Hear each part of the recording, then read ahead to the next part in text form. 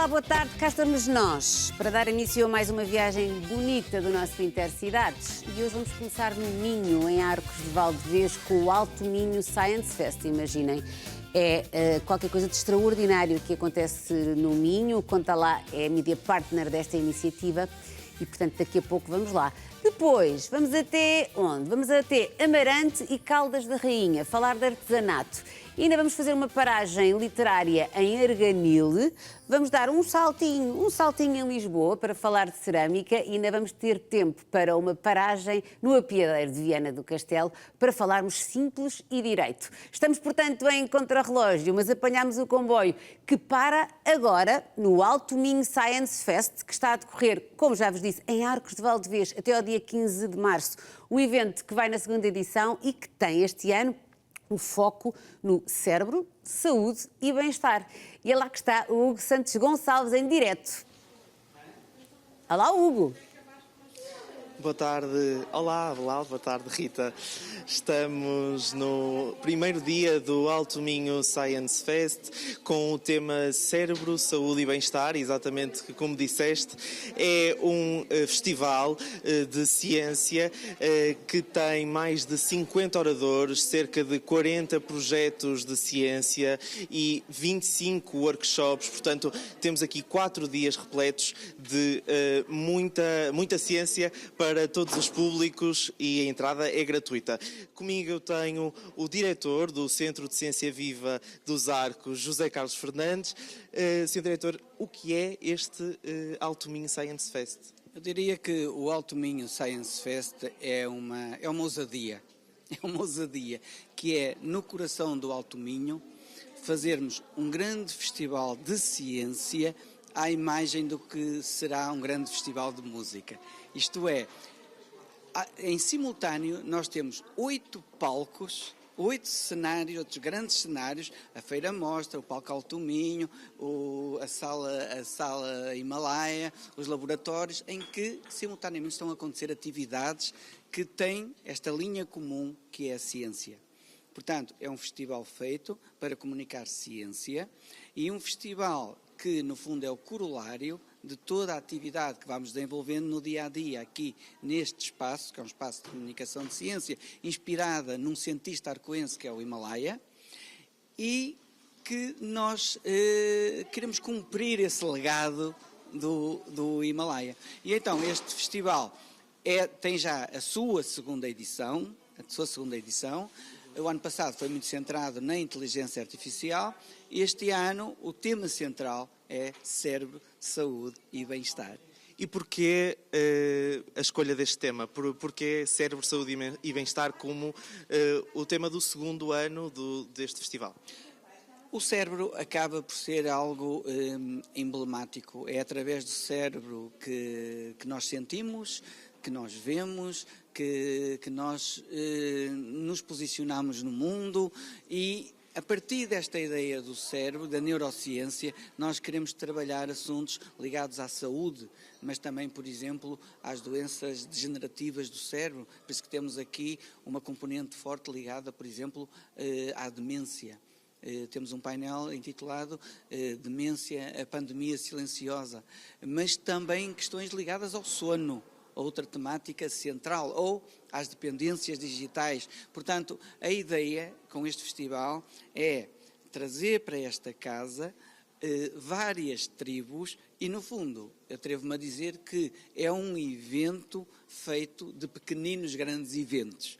Temos várias tribos, como eu costumo dizer, cá dentro.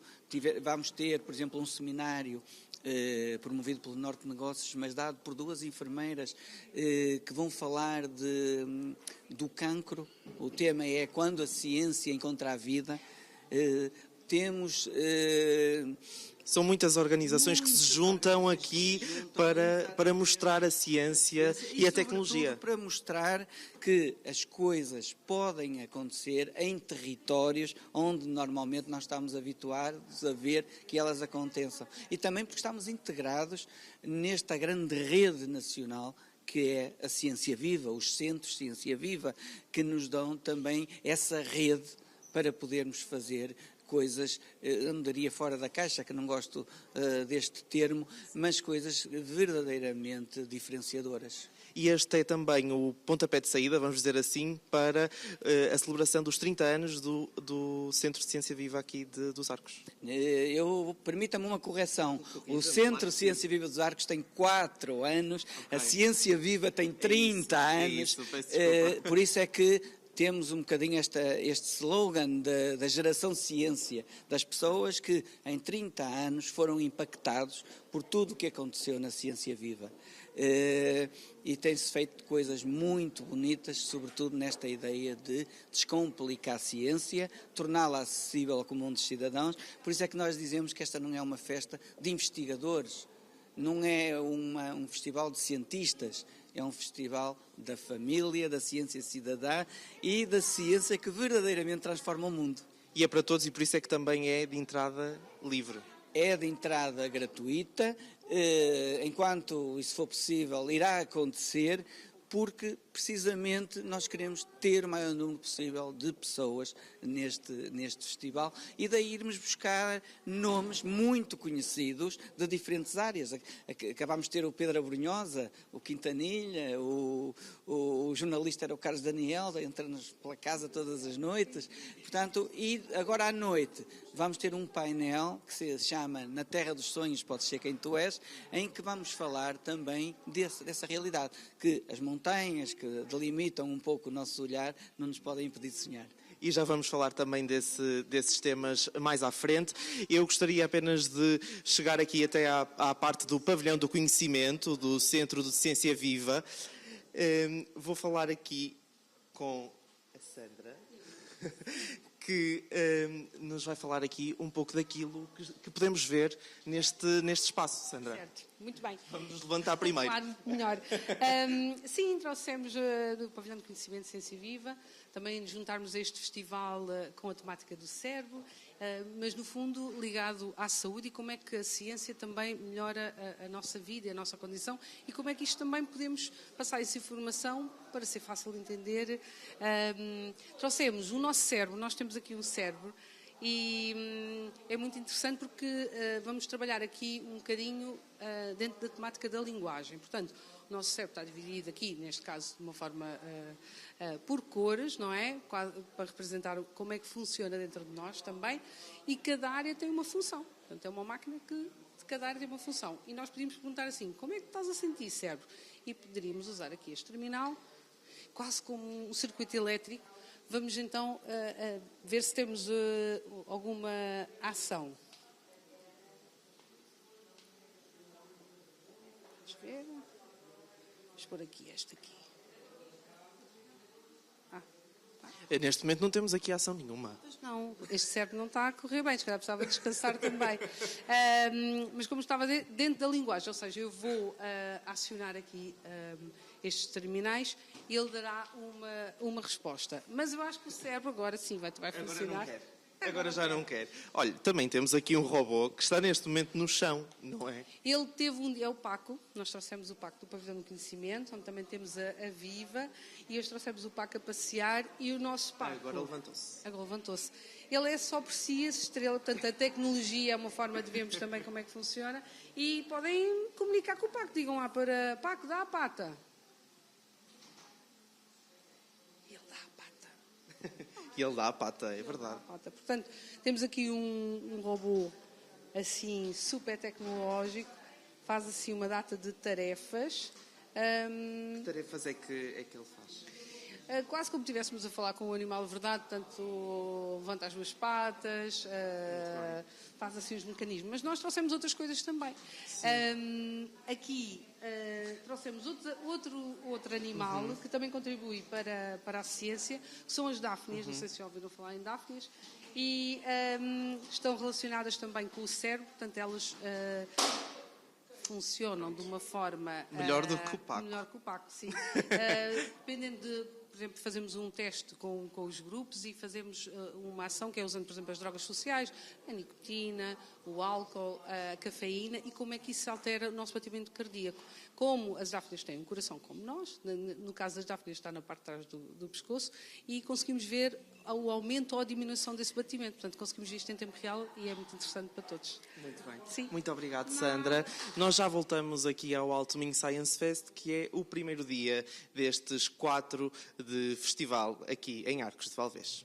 Obrigada, Hugo. Daqui a pouco já voltamos então a Arcos de Valdevez, mas agora vamos seguir para a próxima paragem e o nosso comboio ruma ao Porto, onde está a Joana a Joana Amarante, assim é que é, a Joana Amarante a estrear-se aqui naquilo que vai ser a apresentação das principais notícias, dos destaques do site do Conta Lá de hoje. Joana.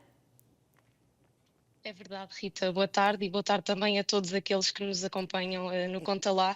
Hoje no site damos destaque em primeiro lugar à história de 2 mulheres que deixaram o seu país, neste caso a Ucrânia e a Bielorrússia, e vieram para Portugal há mais de 20 anos procurar uma vida melhor.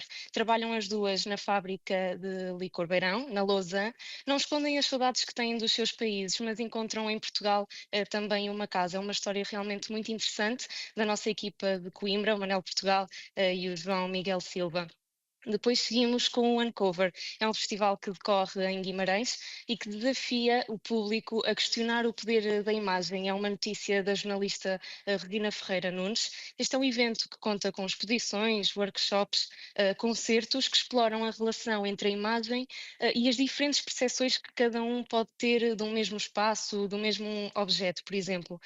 Termino ainda com um destaque da jornalista Mariana Muniz sobre o grupo coral dos mineiros de Aljustrel, que celebram este ano 100 anos e assinalam esta data com o espetáculo A Voz do Povo Mineiro. O canto realmente está ligado muito a esta comunidade e é também um símbolo da região, e desta forma querem assim homenagear aqui este povo. Estas são algumas das notícias de hoje, mas podem ver outros destaques também em contalá.pt.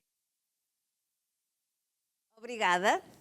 Ótimos destaques do nosso site de hoje. E a próxima paragem vai ser com artesanato.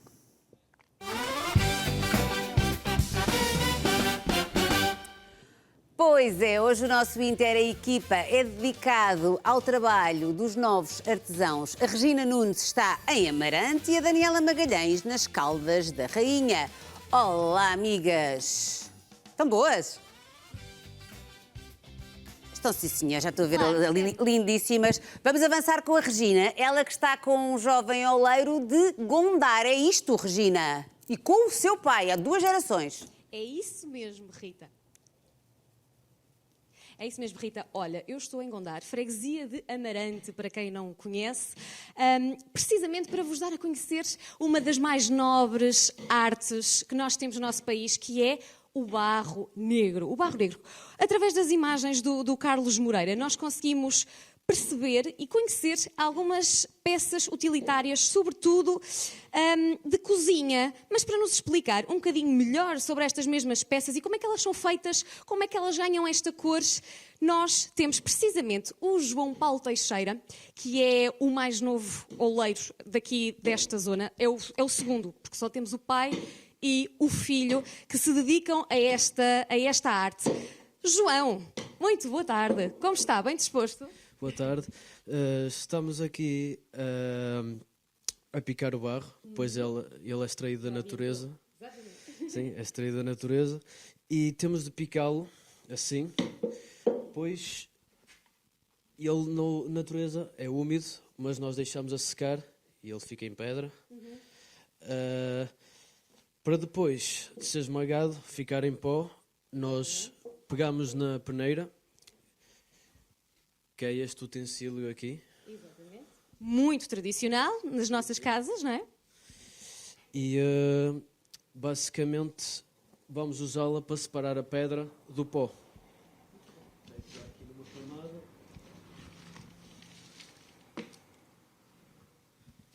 Tudo um processo que nós estamos agora a ver. O João a colocar o barro, digamos assim, não é? Que ainda está em pó, para depois ser peneirado, não é, João?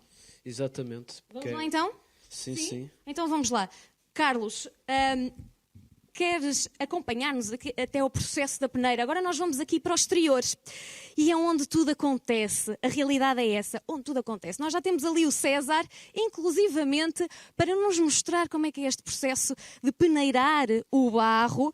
Vamos lá então, João, pode ser?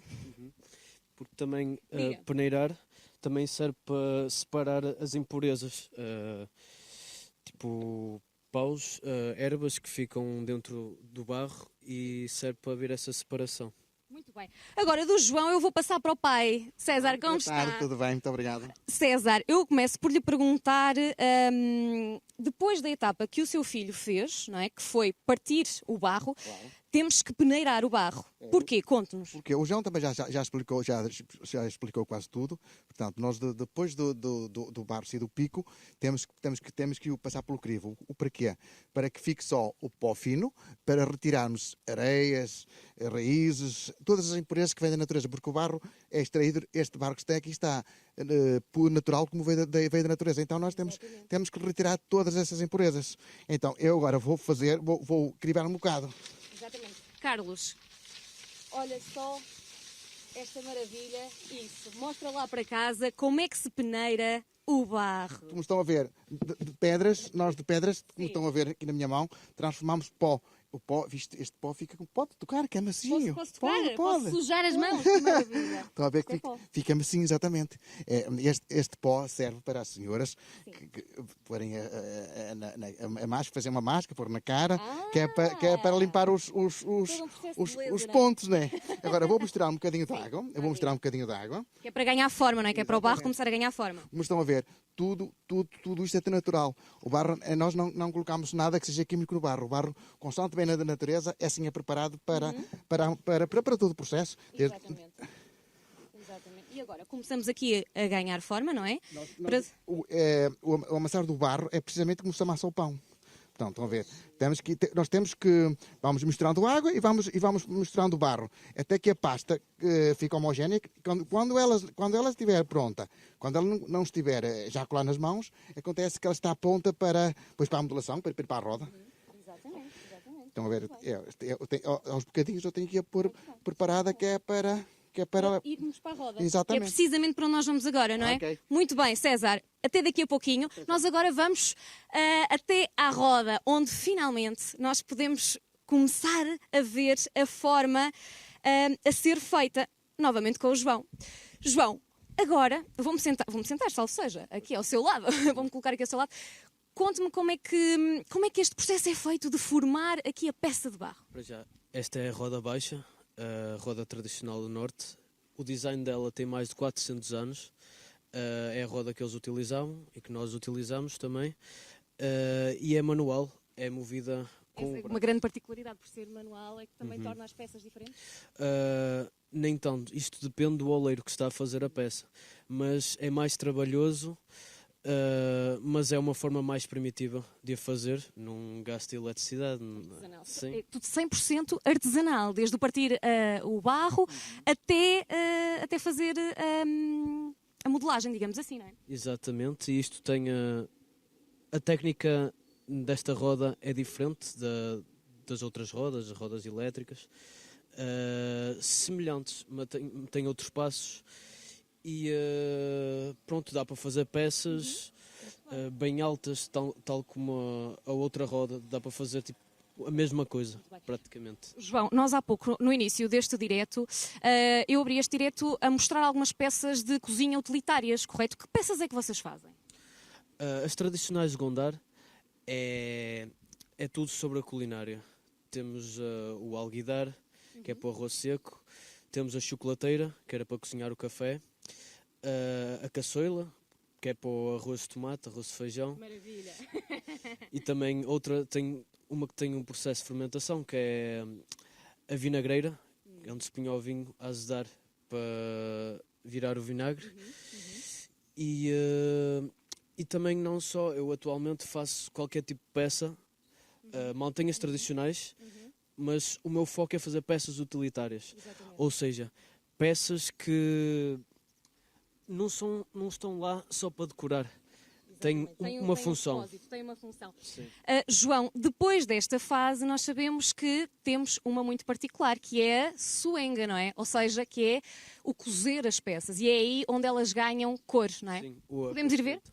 Exatamente, vamos para lá agora. Vamos lá então. César, está pronto para nos mostrar? Vamos lá. João, quer nos acompanhar também? Nós agora vamos para uma das fases mais particulares e mais bonitas até que a população aqui de Gondar gosta. César, se quiser, pode vir por aqui. Exatamente. Posso ir consigo? Mas está Está um bocadinho quente? Então não vamos. Portanto, Então- este é o nosso processo de cozedura, é o mais ancestral que existe. Nós estamos a cozer as peças, estamos em... Este processo de cozedura demora mais ou menos 4 horas e o que acontece? Nós estamos em todo esse processo, estamos sempre constantemente com o fogo, em cima do calor. Neste momento as peças estão colocadas nesta posição. O que é que está a acontecer aqui? As peças estão a ter um pré-aquecimento, que é para quando elas forem para atingir a temperatura máxima, que vai entre os 900 e os 1000 graus, elas já terem uma temperatura entre os 150 e 200 graus.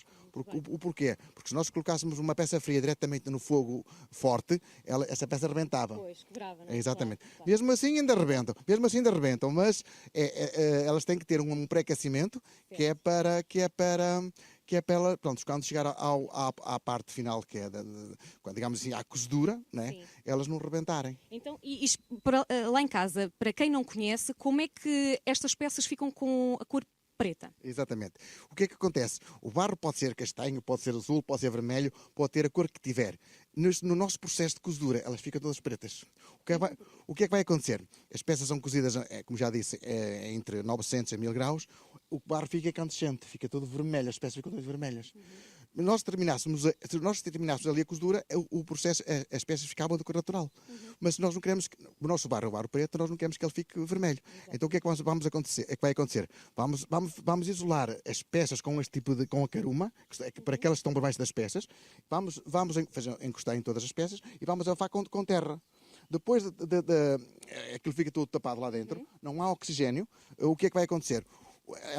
As peças são muito quentes, elas vão absorver todo o fumo. O fumo é como nós estamos a fumar um cigarro. Quando nós fumamos um cigarro, o fumo vai para dentro. As peças fazem precisamente ao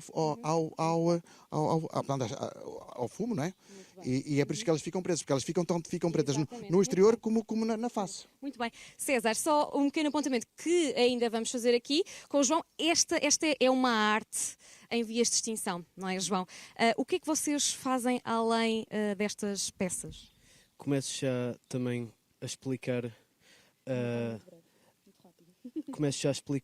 também a diferença, que é poroso, absorve o sabor da comida e quanto mais vezes cozinhar, melhor o sabor, e o fumo da suenga vai para a comida, ou seja, está sempre a cozinhar num fumeiro. Isso é uma curiosidade muito importante e muito interessante. Agora, E essa? por exemplo, isto é um instrumento, é um membranofone, chama-se darbuka, e vamos pôr aqui uma pele de um animal e cordas, e funciona como um tambor, basicamente. Muito bem, João. Mais um exemplo de uma peça funcional. Isto é um maçarico. Maçarico século XIII. Era onde os ouribes faziam as suas peças, metiam azeite, um pavio, pegavam numa cana e sopravam o fogo para a peça que estavam a trabalhar. Muito bem. João, olha, muito obrigada. E é desta forma que nós fechamos este direto com uma arte tão bonita, tão secular e que atravessa gerações, não é? De pai para filho e que perdure por muitos e bons anos. João, César, muito obrigada. Rita, olha, nós vamos ficar por aqui, vamos tentar fazer aqui uma pecinha e vamos ver se conseguimos ainda levar aí até Lisboa. Muito interessante, Regina. Gostámos imenso, a sério. Desconhecia que ainda se fazia com este método tradicional e é para isto que também cá estamos no Intercidades, para mostrar esta junção de gerações e as pessoas que continuam a manter vivas as nossas tradições e a nossa arte. De Amarante, rumamos a Sul, onde está a Daniela Magalhães, também ela acompanhada por verdadeiros artistas. Daniela. Olá, boa tarde. Claro que sim, olha, já estou aqui num sítio muito especial e estou aqui com o Samuel, que nos vai contar tudo. Ele que é designer de produto, trabalha com vidro, mas não só, também trabalha com madeira, não é? Madeira, cerâmica, gosto de materiais. Com tudo. Fala-me um bocadinho sobre este sítio onde nós estamos. Então, da fábrica ou aqui Sim, no sim. sítio específico?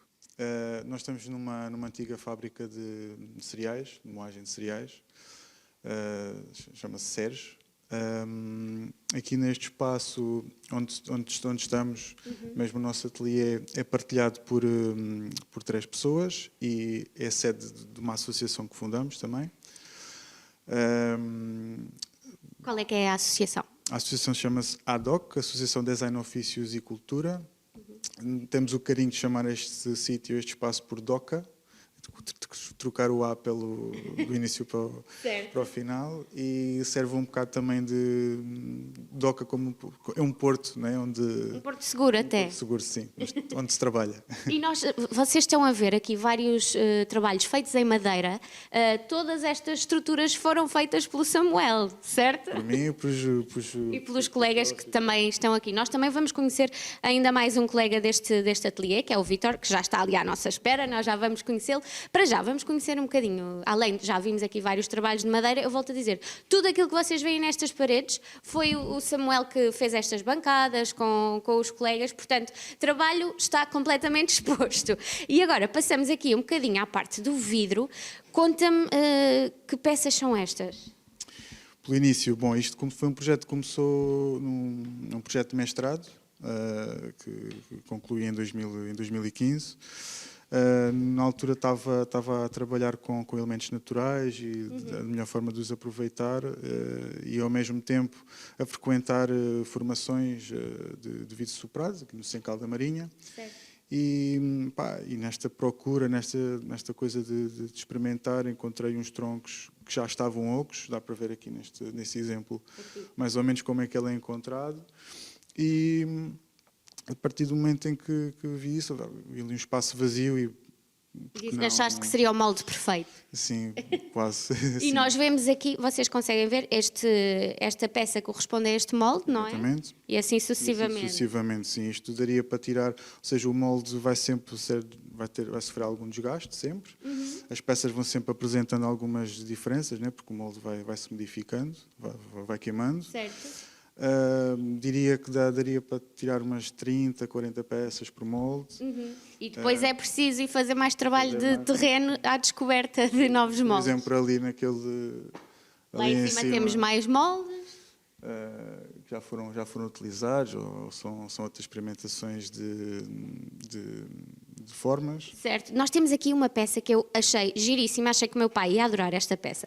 Esta e também esta garrafa acho absolutamente incrível. Isto aqui dá para tirar. Explica-nos como é que se faz esta peça. Pronto, é a base do vidro soprado, né? Que parte de uma esfera, de uma bolha de vidro, em que é soprada diretamente para o tronco e assim encaixa. E depois pode-se pôr aqui o vinho a respirar, não é? Para ser um E fazer um brilharete lá em casa com isto.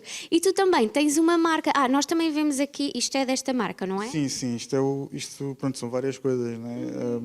Porque eu tenho o meu trabalho pessoal e depois temos aqui um coletivo de 4 amigos que decidimos juntar, chama-se Bora. E um bocado, como temos vários recursos e já trabalhamos em conjunto em vários projetos, porque não montar uma marca com produtos para casa e coisas que já fazemos. Pronto, isto é um dos exemplos. Pronto. Aqui vocês veem estas partes assim com cor, que isto vem daqui dos pozinhos mágicos. Sim, pozinhos mágicos. Isto é vidro, no fundo é o vidro colorido que é adicionado, pronto, depois é um processo que é adicionado ao vidro, pronto, que é certo, ainda quente, não é? Quente, sim. Samuel, se alguém quiser ver as tuas pecinhas, onde é que podem ver? Estão no site. Que é? samuelfsreis.com. Que também vai aparecer por escrito, não te preocupes. E no Instagram também, samuelfsreis. Muito bem. Olha, agora vou ali ter com o Vítor, vamos conhecer aqui. Eu queria só mostrar este banquinho, isto realmente, cada um é para o que é. Olha, este banquinho foi feito também pelo Samuel.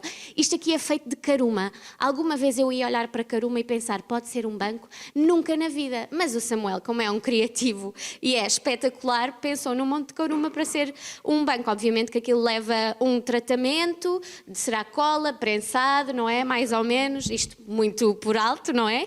E depois é completamente trabalhado e ficou aquele banco magnífico. Vítor, já estava aqui à nossa esfera.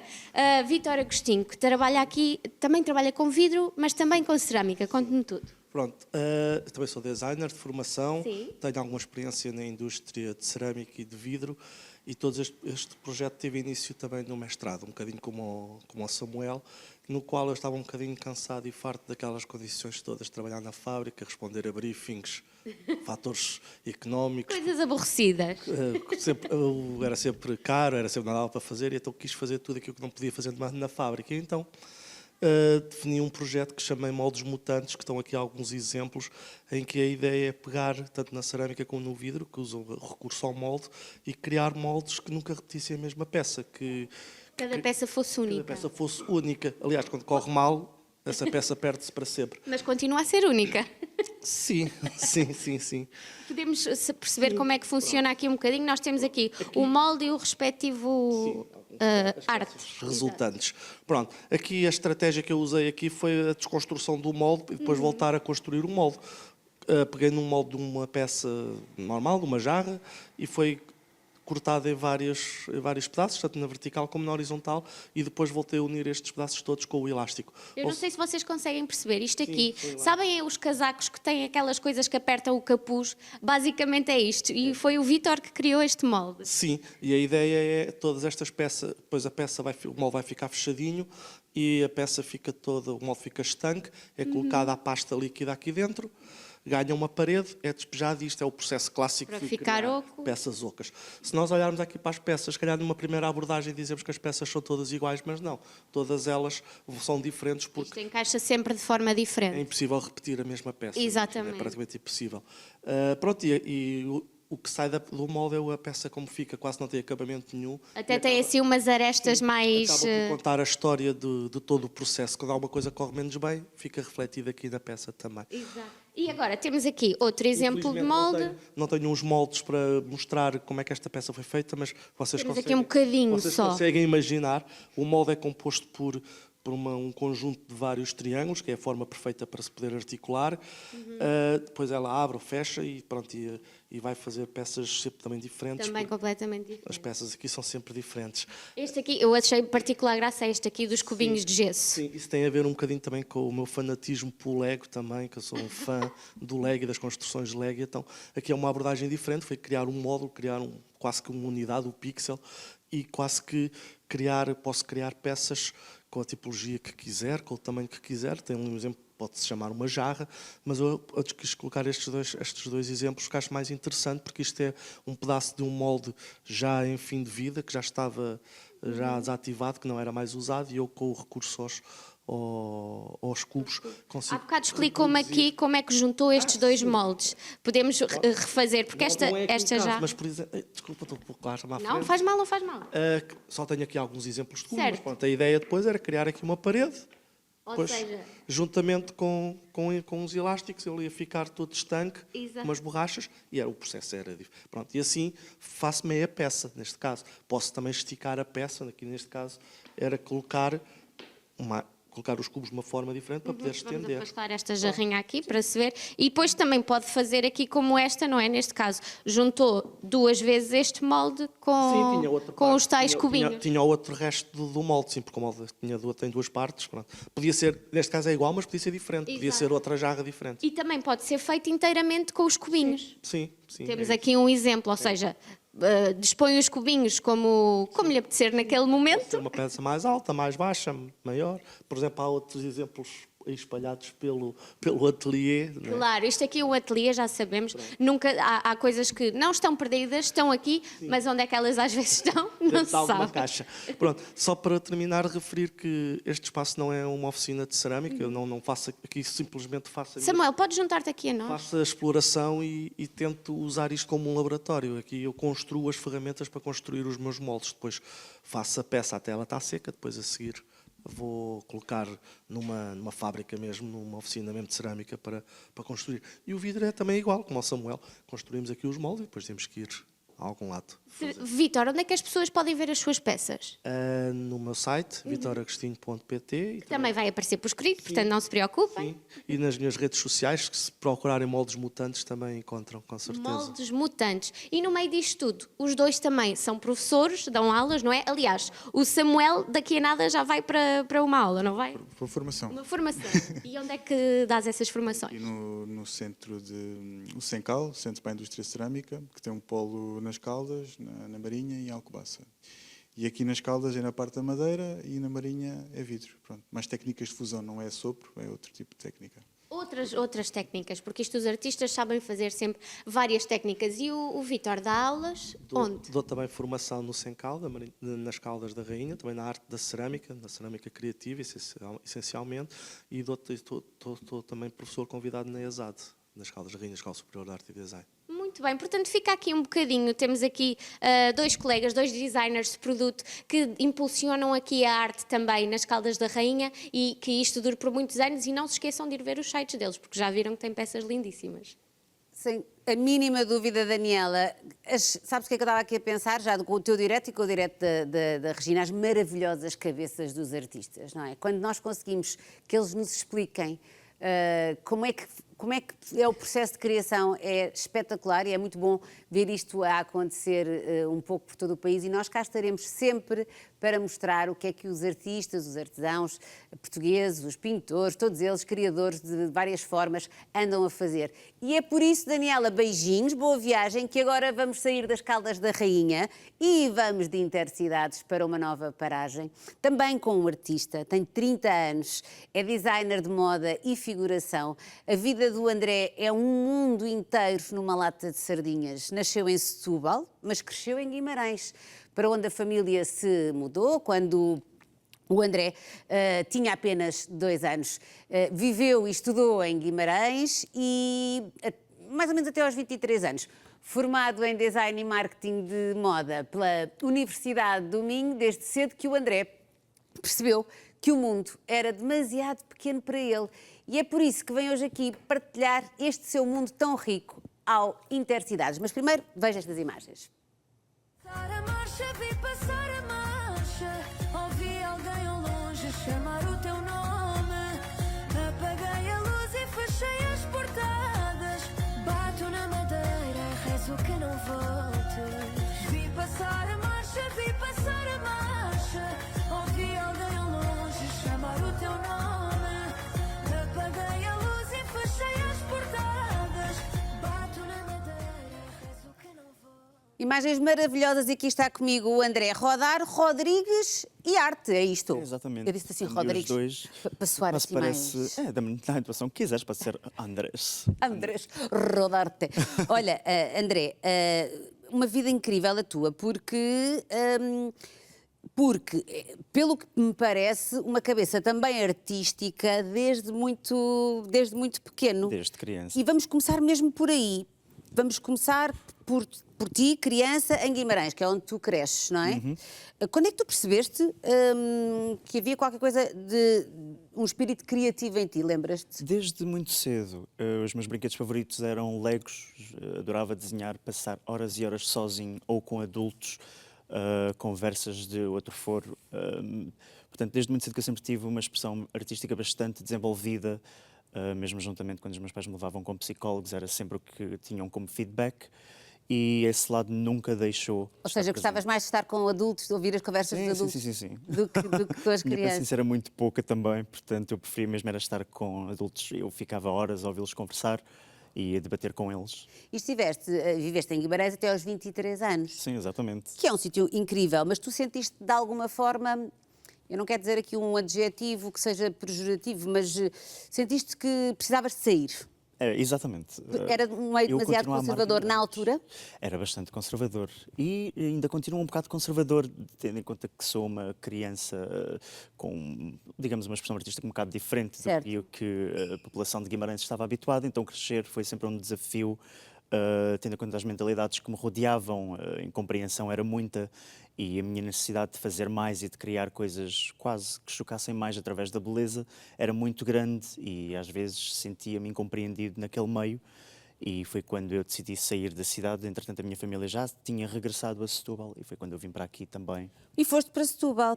Foste para Setúbal, mas também não te correu muito bem. O que é que aconteceu? Não, Explica-me estive lá. muito pouco. Eu formei-me em Design e Marketing de Moda pela Certo. Universidade do Minho, como já referiste, e digamos que a moda em Portugal não é propriamente um meio fácil de entrar, Não. ou de tentar começar, pelo menos. E eu estava recém-formado, não estava a conseguir nenhum trabalho, não estava a conseguir nenhum estágio remunerado que me permitisse sobreviver e começar também a focar dentro desta área artística. E os meus pais é que numa conversa me sugeriram: olha, porque é que não tentas ir para comissário de bordo? Acabaste agora o curso, estás exausto. Porque eu trabalhava e estudava ao mesmo tempo, enquanto tentava criar também outras coisas. E eles disseram: estás exausto, tira uma pausa de 1 ano, 2 anos, viaja, conhece outras culturas, ganhas algum Pais dinheiro. extraordinários, André. Sim, tenho uma bênção enorme em todo o núcleo familiar. Sempre me apoiaram imenso em tudo. Pois, Podiam às vezes nota-se. estranhar, eles só queriam era compreender o motivo porque é que eu lhes estava, porque é que eu estava a tomar aquela decisão, e apoiavam-me em tudo a 100%. Ainda Porque olha continuam. que eu sou mãe e isso de dizer a um filho sinto-te cansado, mas ao mesmo tempo perceber que o filho precisa de se expressar de uma forma criativa e diferente, como tu estavas a dizer, e ter a coragem e também a possibilidade também de dizer assim, É verdade. para um bocadinho, vai viajar, estás a precisar de conhecer o mundo, é bastante espetacular. E foi quando eu decidi juntar-me mesmo a comissário de bordo. Não por influência direta deles, mas às vezes já tinham dado um torquezinho, digamos assim. E foi bom, Foi ótimo. porque deu mesmo para conhecer um Foi bocadinho do ótimo. mundo. Aliás, mudei inteiramente a minha perspectiva futura sobre o que é que queria e apaixonei-me mesmo pelo mundo da aviação. Fui comissário de bordo entre 2016 e 2017 até 2020, que foi o início da pandemia, e eu não tinha intenções de sair. A pandemia é que me forçou, a mim e a muitos outros colegas meus, a abandonar o nosso trabalho. Pois. Estava a morar no estrangeiro ainda por cima. Pois, porque tu viveste em Dublin, não é? Viveste em Londres também? Estava a fazer a minha mudança para Londres. Estava a Ah. mudar de companhias aéreas também, então fui apanhado mesmo naquele limbo. E isso deve ter sido um bocado triste, não é? Foi. Fiquei Complicado. mesmo- Retiraram-me completamente do chão naquela altura, sem carreira, sem a casa, porque já tinha dado saída, sem prospeção de trabalho. E tive 12 horas para empacotar a minha vida toda, deixar em casas de amigos, regressar a Portugal em modo quase refugiado, só com uma mala de porão, e estar aqui esses meses todos. Ninguém sabia o que é que ia acontecer. Ninguém. Foram tempos muito estranhos. Nós Foram. agora que pensamos nisso. Isso é um grande eufemismo. Não é? Foi super estranho. Como é que... Foi. E ainda não... Eu acho que nós ainda não olhamos para esses anos, não quisemos olhar. Há um trauma... Não sentes isso? Há um trauma quase Nós geral. estamos a querer analisar de facto o que é que mudou, quer em sociedade, quer a nível pessoal. Eu já fiz esse trabalho, por isso é que eu estou muito tranquilo e muito pacífico, e compreender o quão cresci com esse Com tempo. essa dificuldade, não é? Olha, e foste trabalhar para um banco? Fui, entretanto, porque lá está, não sabíamos o que é que ia acontecer. E eu fiz um pequeno exercício inverso. Habitualmente nós procuramos um trabalho que nos agrade. Quando estávamos aqui na altura da pandemia, eu comecei a redefinir as minhas prioridades de vida e comecei a fazer era uma lista do que eu pretendia. Eu pretendia um trabalho com seguro de saúde, Certo. um salário base de 4 dígitos, que tivesse A, B, C.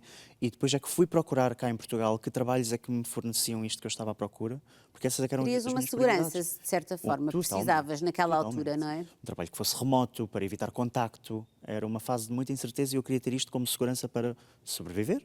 Ou caso alguém da minha família precisasse Nunca te dessa faltou ajuda. vontade de trabalhar. A questão nunca foi essa, não é? Não, eu preciso de estar a trabalhar. Aliás, os meus amigos raramente conseguem estar comigo. Mas enquanto lá estavas a trabalhar no banco, sempre o sonho, sempre aquele sonho da moda, de criar coisas bonitas. Eu não sei muito bem.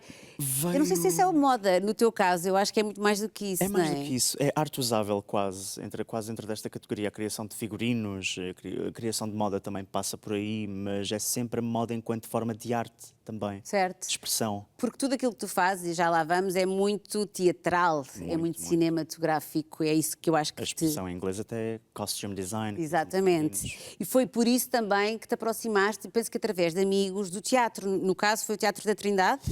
Foi, exato. Eu já fazia teatro muito antes, quando estava em Guimarães. Cheguei a pertencer a alguns grupos de teatro, mas enquanto ator. E, entretanto, quando estava a trabalhar no banco, ainda a morar em Setúbal, acabei por juntar-me a uma pessoa que hoje em dia é muito próxima de mim e é um grande stylist a nível nacional e internacional. Que se chama? Que se chama João Telmo. Ok. E juntámos-nos e ele convidou-me para ser assistente dele, e o meu primeiro trabalho foi logo com uma fantástica produção no Teatro da Trindade, um espetáculo com a Dalila Carmos, o Heitor Lourenço, o João Reis, que era a noite de estreia, e foi uma experiência muito enriquecedora e aprendi desde muito cedo dentro do mundo do styling cá em Portugal como é que este mercado funcionava, como é que este trabalho funcionava, e deu-me também para definir o que é que eu gosto na moda, o que é que eu não gosto na moda, o que é que se enquadra comigo e o que é que não se enquadra comigo. E provavelmente até o que é que tu queres e não queres fazer, quem é que tu queres e não queres vestir, porque também é uma escolha tua, não é só uma escolha de quem te escolhe, não é? Às vezes não tenho interesse em vestir tal pessoa ou alguma coisa, ou criar certas peças específicas, porque não estão dentro da minha linha estética, não estão dentro de acordo com as mesmas filosofias, digamos assim, que eu tenho, quer para o André, quer para a minha marca, André Rodartes. Mas isto é de um sítio de privilégio. Eu tenho o privilégio de poder dizer isto e poder filtrar os clientes e as peças que crio e que... Mas depois de toda essa caminhada difícil, deve ter sabido muito bem quando de repente, não sei se houve algum momento em que tu de repente, de volta das tuas criações e dos teus tecidos e das coisas bonitas que sempre quiseste fazer, estou aqui e consegui fazer isto. Ainda estás nesse momento, percebes o que eu digo? Totalmente. Como eu tenho uma outra profissão em paralelo e essa é que vem a minha principal forma de rendimento, e a minha sorte é que eu crio as peças para essa minha outra persona utilizar. Podes explicar qual é a tua persona? Sim, claro. Há muitas palavras, por acaso, em português e em inglês, mas o termo correto é drag. Sou drag queen, performer drag. Que é uma arte, que és um artista. Em Portugal.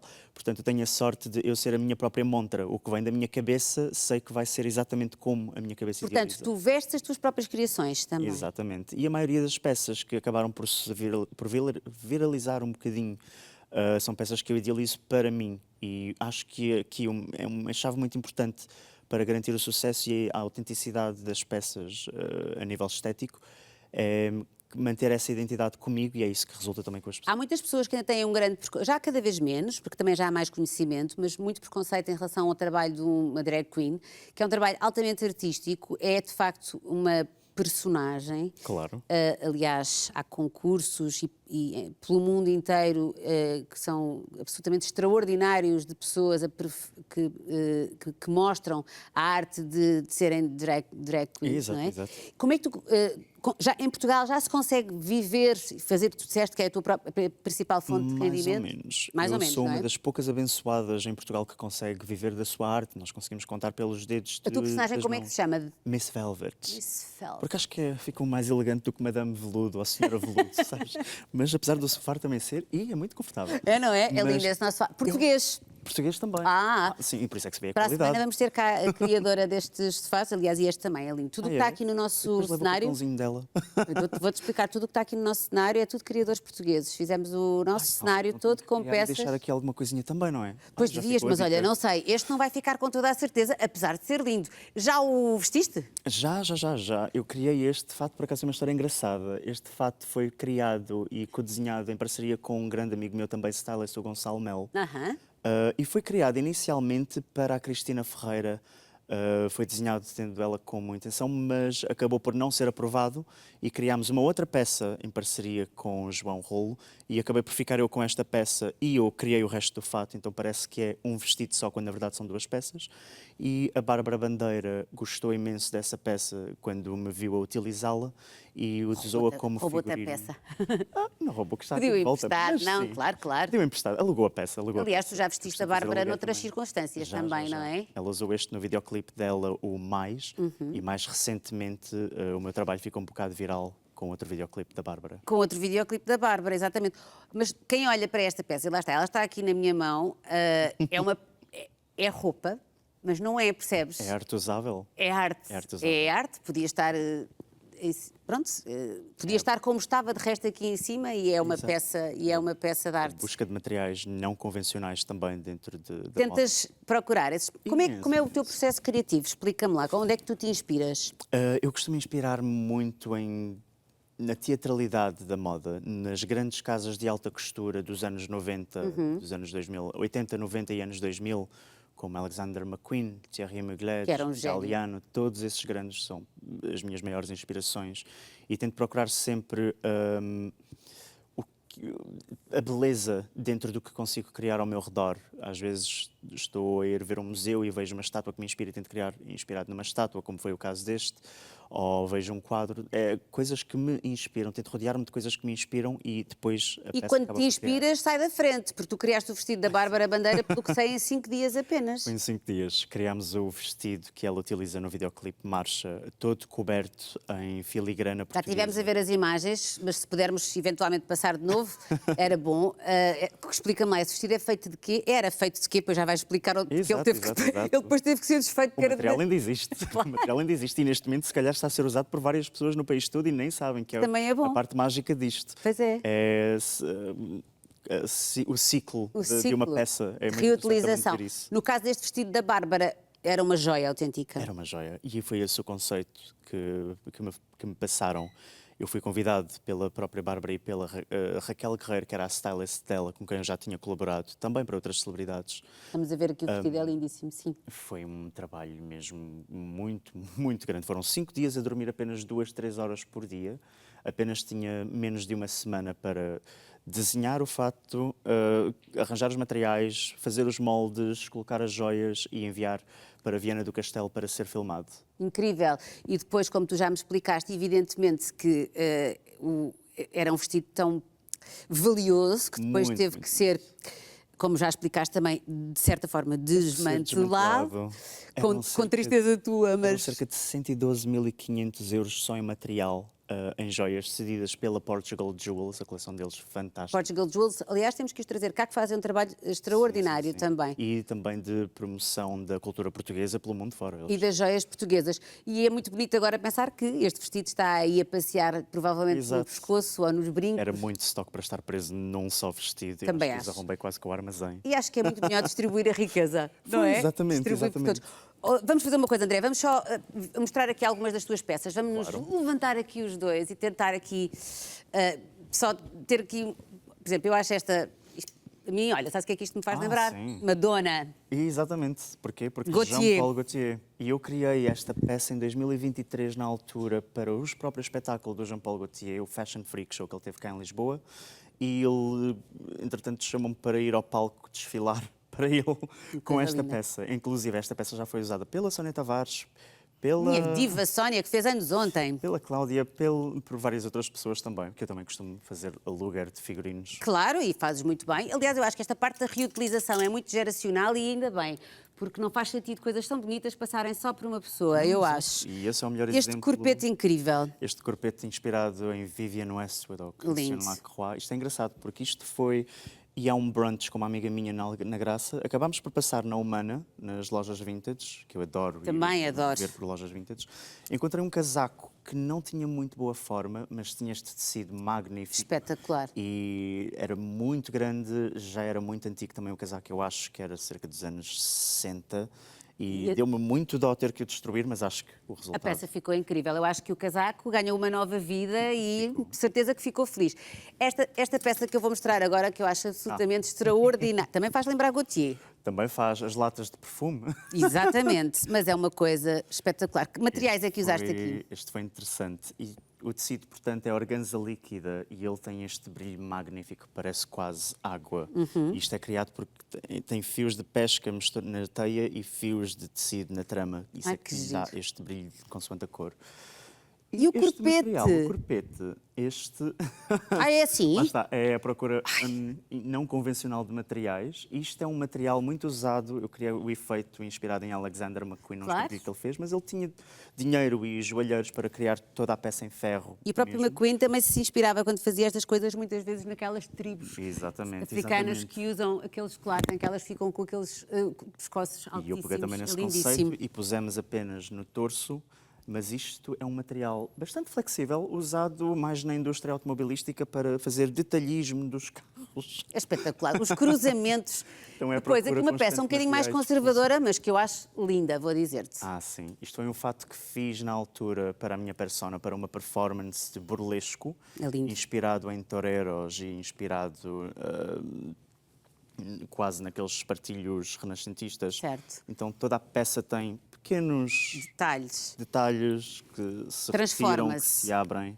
E de renda, aqui uma coisa um bocadinho... de renda. É um fato completo, também tem a saia e Depois, é tudo pensado também na performance. Tem que mostrar esta maravilha. Mais um também usado pela Sónia Tavares. A Sónia já usa quase uma guarda-roupa toda. Mas claro, e ela é absolutamente incrível, não é? Porque ela veste as coisas e encarna as peças, não é? E eu admiro-a também imenso. Também eu. Ela poder usar. Esta peça Sendo também que isto está para onde, amigo? Isto fica assim pendurado? Isto fica assim pendurado. Ah, que lindo. A cinta também é uma boa. Estava aqui a pensar. Porque podia ser tipo um body, mas não fazia muito sentido. Com a saia, não dá. Mas e daí estás-me a dar ideias para a adaptação. Olha! Podemos adaptar para Se calhar daqui a uma semana podes voltar a convidar quando eu já transformar isso em body. Espetacular, espetacular. E vamos, por fim, para uma peça. Esta, olha, eu nem sei, podia ser usada por uma Maria Callas da vida numa ópera. Esta é bem dramática. Isto é engraçado porque foi uma amiga minha que ela costuma fazer set design para eventos e ela tinha 300 metros de organza vermelha e cedeu-me alguns metros e eu decidi criar esta espécie de tornado vermelho todo transparente. Ele é todo vestido em espartilho, portanto ele é espartilho transparente desde o pescoço até a parte de baixo da saia. E foi brincar aqui mesmo um bocado como se fosse um desenho, brincar com entretelas, brincar com a costura, ver o que é que o tecido queria fazer.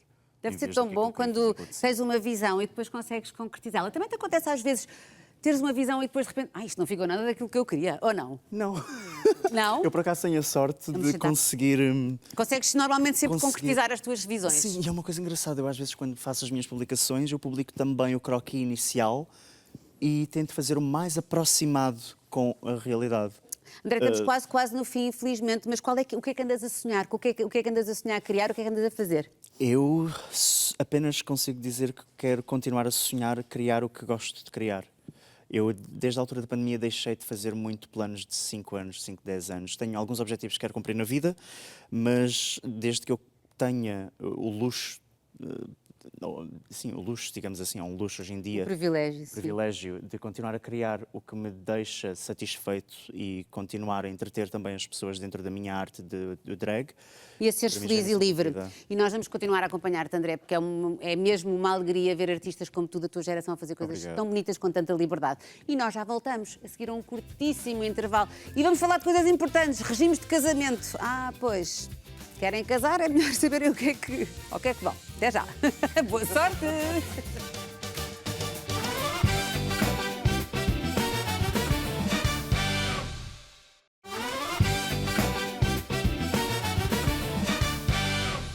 Pois é, arte e ciência a dominar hoje o nosso Intercidades e depois deste curtíssimo intervalo vamos regressar ao Minho, ao Alto Minho Science Fest, que está a assinalar a sua segunda edição e onde está o Hugo Santos Gonçalves, que está a acompanhar este grande evento. É verdade, Rita, nesta segunda edição do Alto Minho Science Fest, que conta com um programa muito vasto e que vamos conhecer agora melhor. Comigo tenho Rita Rocha, da organização da Ciência Viva dos Arcos. Rita, quais é que foram as várias experiências que aconteceram aqui ao longo do dia de hoje, que é o primeiro dos 4 dias deste festival? É o primeiro e já foi cheíssimo, parece que já passaram 4 dias. Portanto, teve-se um conjunto de atividades muito diversificado, embora o público, quinta e sexta-feira, seja muito focado para o público escolar, logicamente, mas temos aqui muitos outros públicos e, portanto, as atividades refletem mesmo essa realidade.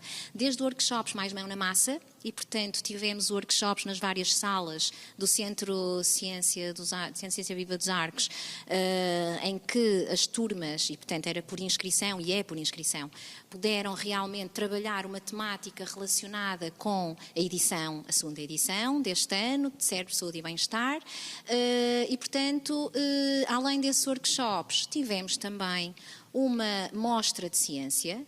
Essa mostra de ciência com uma programação própria este ano, portanto, temos investigadores, centros de investigação, empresas que trabalham nestas áreas relacionadas, que vieram, no fundo, descomplicar o trabalho que fazem, a investigação que fazem, trazê-la para o público, permitir que o público faça perguntas, permitir as conversas, os diálogos, as partilhas entre investigadores, apresentar num pitch muito breve o trabalho que desenvolvem, tivemos espetáculos em palco na mostra, espetáculos que cruzam a magia com a ciência e, portanto, realmente foi ali um sem número de interações muito interessantes que aconteceram ao longo do dia. Além disso, obviamente, no palco Alto Minho, portanto, tivemos várias mesas redondas, que foi assim um momento alto de facto do dia. Que era o que eu lhe ia perguntar, qual é que tinha sido o momento alto deste dia?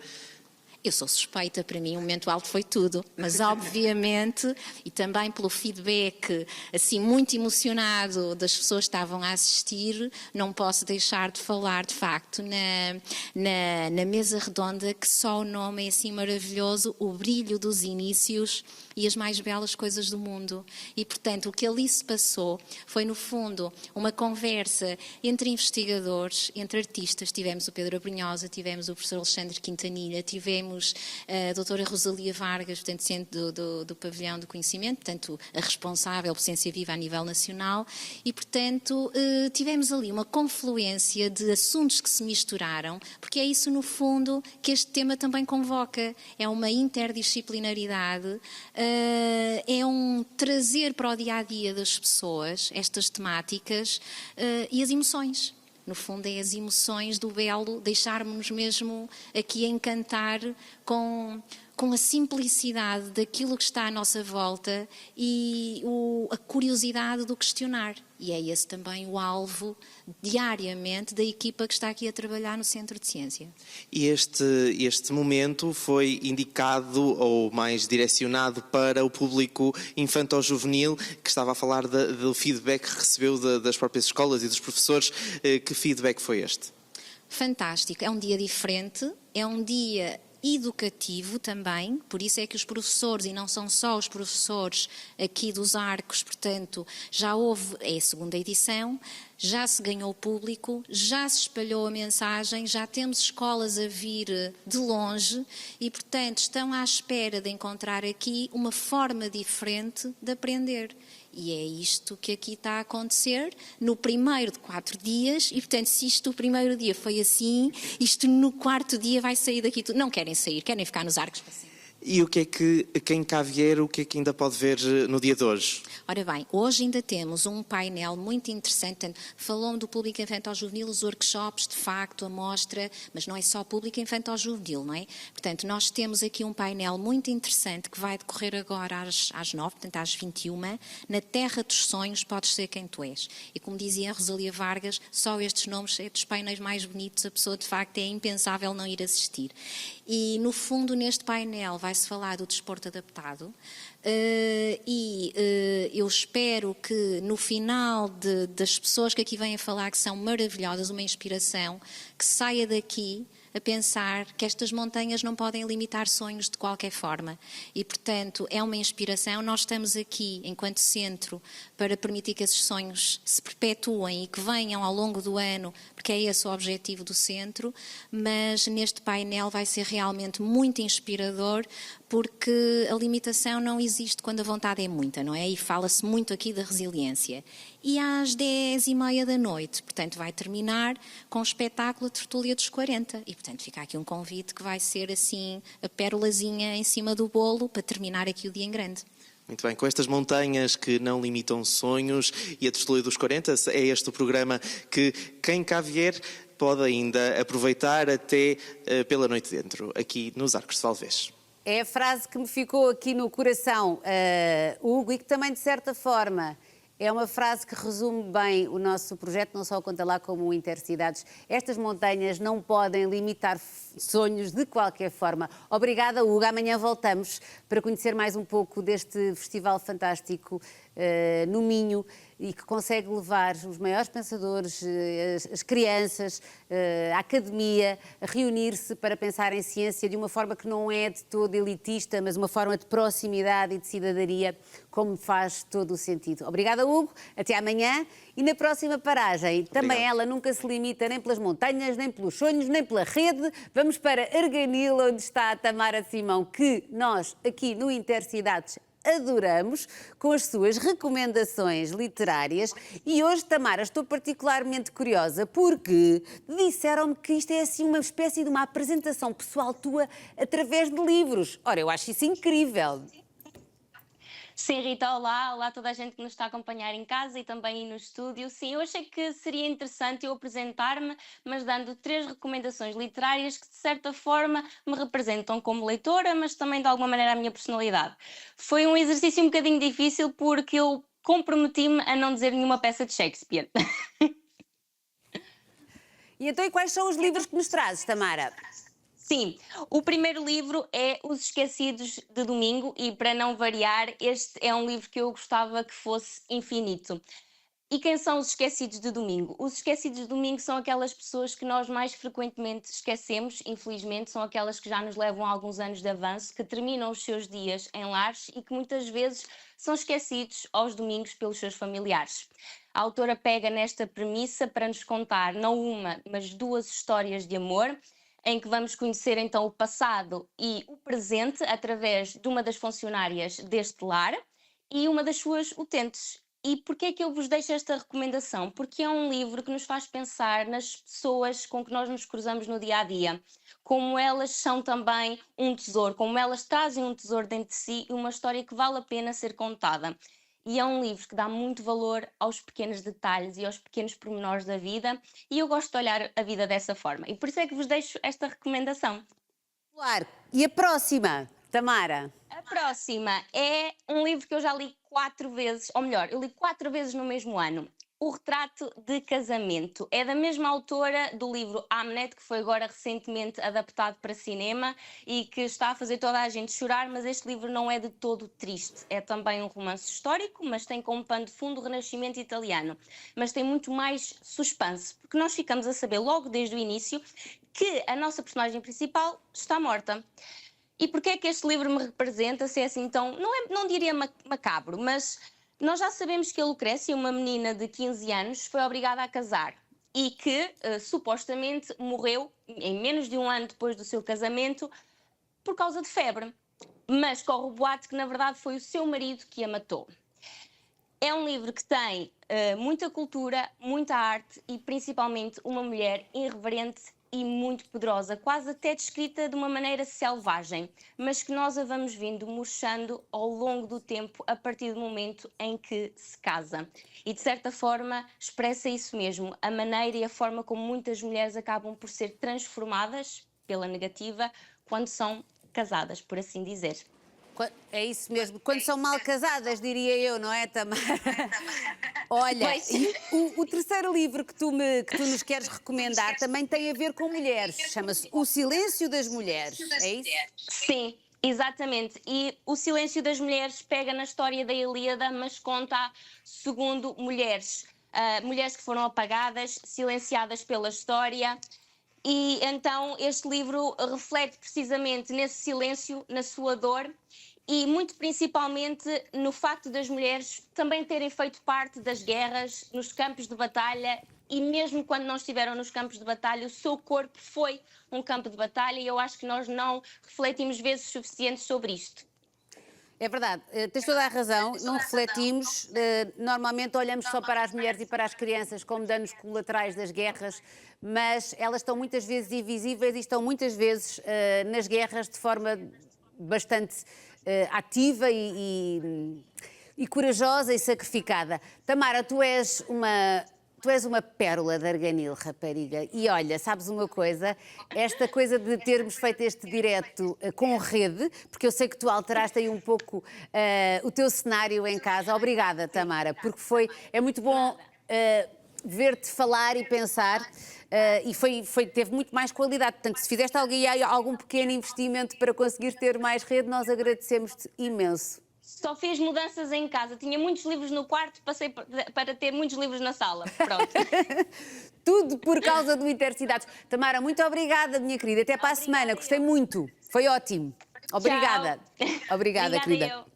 De Arganil, vamos fazer a primeira e única paragem em Lisboa com a minha próxima convidada, que licenciou-se, imaginem, em nutrição, experimentou moda, styling, cestaria, mas acabou por encontrar na cerâmica a sua casa. E tem uma marca, Ramos Cerâmica. O nome, e eu adoro esta parte, que é uma homenagem ao seu avô. Vamos ver quem é que está na próxima paragem.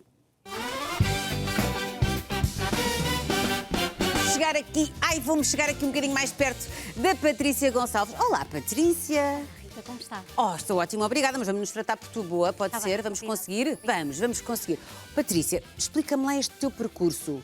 Este teu percurso que não é um percurso propriamente tradicional, mas vou-te já dizer que adoro as tuas peças e por isso é que aqui estás. Obrigada. Como é que fazes este caminho? Ciências, saúde, nutrição e depois acabas aqui nesta coisa bonita da cerâmica? Foi um caminho atípico, mas, enfim, acho que isto é muito comum a pessoas da minha geração, que é nós termos vários interesses. Muito comum e muito bom. E, eventualmente, termos também pais que nos permitem explorar esses interesses. E acho que foi isso que aconteceu comigo. Eu sempre gostei muito de artes e desta vertente mais criativa, mas a verdade é que também gostava imenso da área de saúde. E não por insistência dos meus pais, mas, na verdade, um bocadinho por insistência minha, eu acabei por decidir fazer o meu percurso escolar um bocadinho à volta desse interesse, à volta da área da saúde, certo, e de deixar a parte criativa para o hobby, com um hobby na minha vida.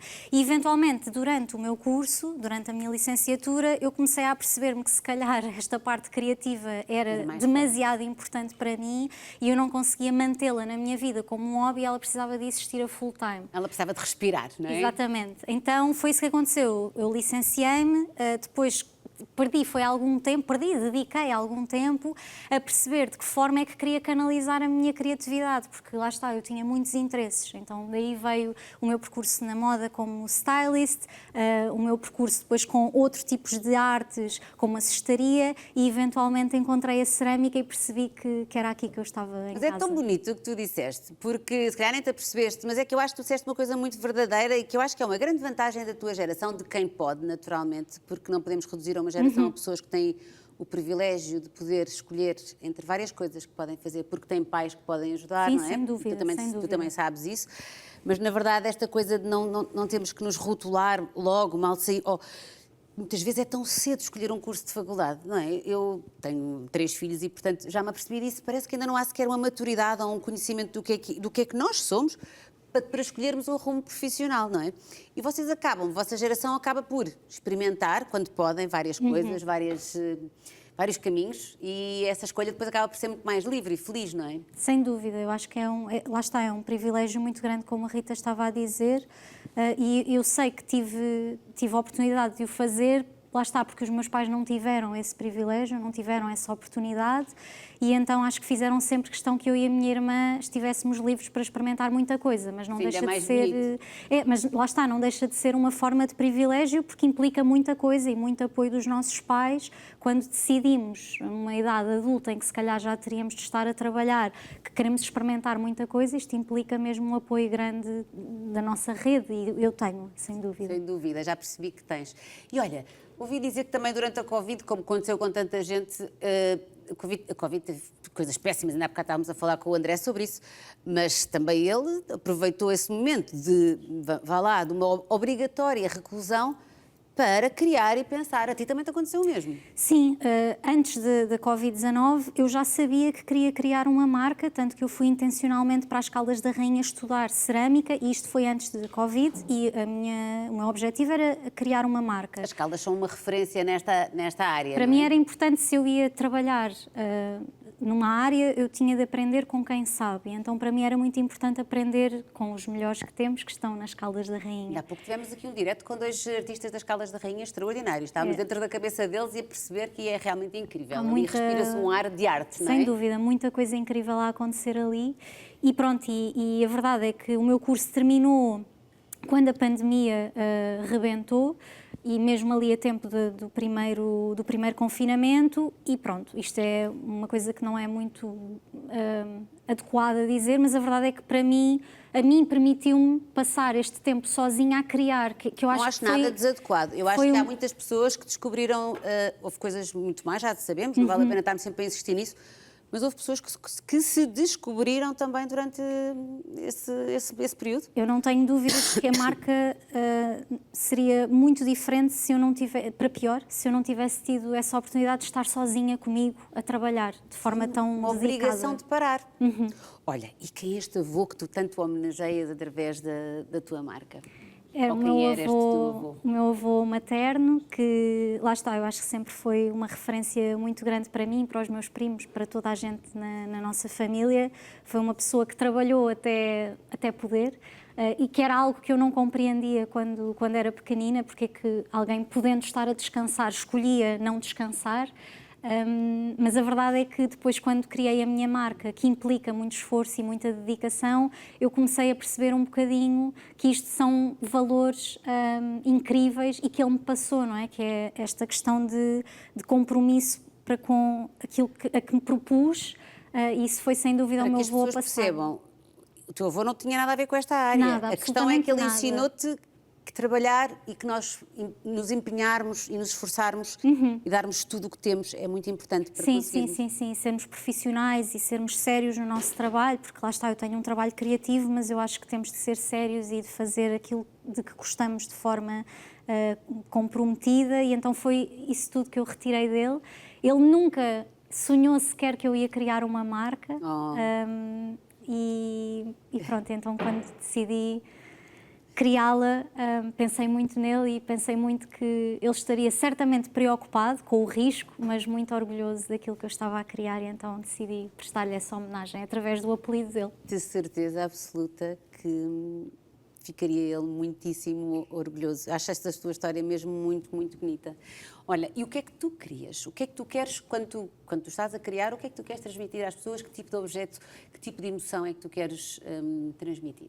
Então, a marca nasceu com uma premissa. Eu queria muito criar peças que fossem especiais, originais, que fossem artesanais, fossem únicas, mas que pessoas da minha geração, pessoas como eu, pudessem ter na sua casa, porque a verdade é que o artesanato é um luxo. Infelizmente não é sempre visto assim, mas é um luxo, e deve ser, porque é algo que é arte. Exatamente, mas é um luxo a que muita gente não consegue chegar às vezes, e então eu queria torná-lo um bocadinho mais acessível, e então de uma forma inicial foi isso que me propus, não é? Criar peças únicas, nenhuma delas é feita com molde, são todas únicas, todas diferentes. Todas com as suas imperfeições. Exatamente.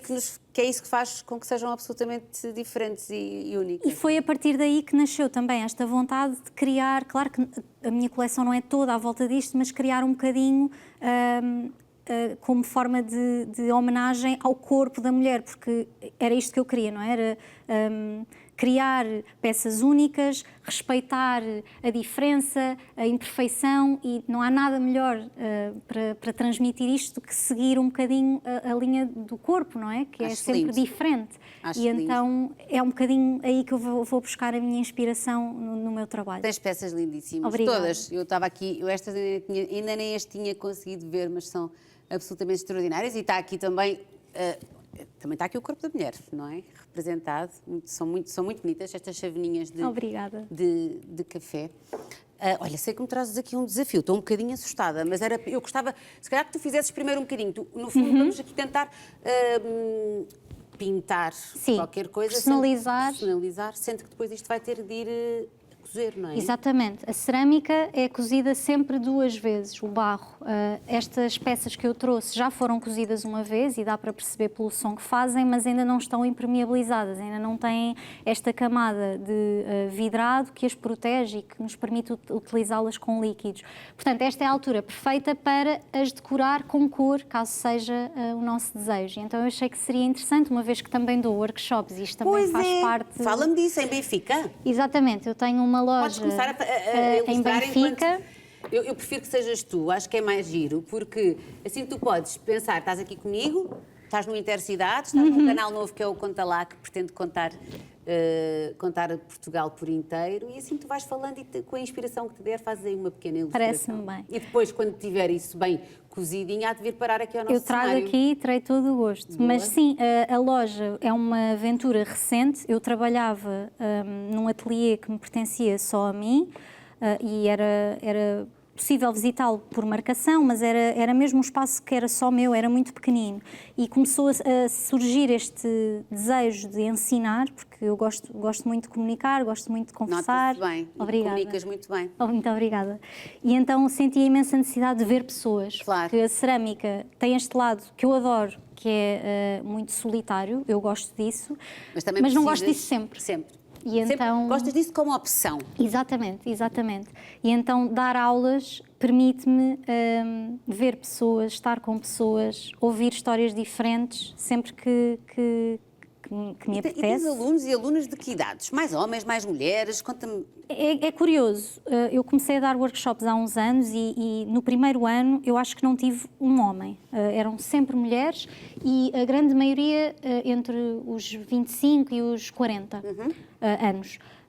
Ultimamente, no último ano e meio, apareceram muitos homens eu fico super contente, porque a verdade é, eu acho que eu e outros colegas meus não tínhamos homens a participar nos workshops, não era porque eles não chegavam até aos homens, não era por falta de informação. Era por preconceito? Exatamente, porque acham sempre que a arte é demasiado delicada para ser feita por homens. Sobretudo a cerâmica, não é? Sim, sim, que é uma arte pobre ainda é vista como... E vista como feminina, porque é uma coisa que não tem nada de mais, eu adoro, como imaginas, tudo o que é feminino, mas de facto a arte não é feminina nem masculina, é arte. Sim, é arte, é só para ser.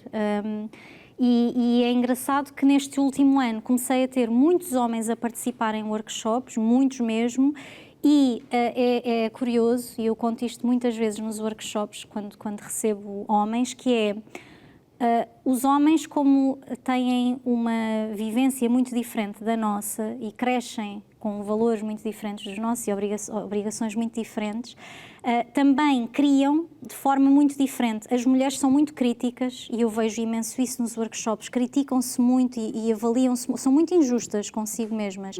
E os homens aparecem sempre com uma confiança que até pode nem ser real, mas eles têm-na e criam de forma muito mais despreocupada. Então têm mesmo uma capacidade incrível de criar, porque não vêm com uma série de preconceitos que nós trazemos connosco e que carregamos connosco enquanto mulheres. E amarras, não é? Que nós carregamos connosco, que vêm de Sem milhões dúvida. de anos de vidas mais difíceis. Mas é muito interessante essa tua análise.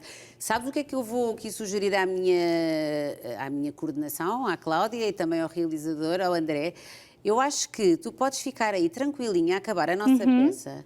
Nós daqui a nada vamos ter aqui um momento em direto, um momento em que vamos falar de direito e vamos falar de casamentos, olha, com uma ligação por WhatsApp. E tu ficarias aqui a acabar a tua peça, nós fazemos a nossa ligação e depois voltamos aqui só para terminar a peça, porque depois, a seguir, eu vou receber a Cristina Reina, que é uma jornalista que eu sabes, ela está ali já sentada, que eu sempre adorei e que ainda não tive nunca a oportunidade de entrevistar e vou entrevistá-la daqui. É um momento especial. É um momento especial para mim.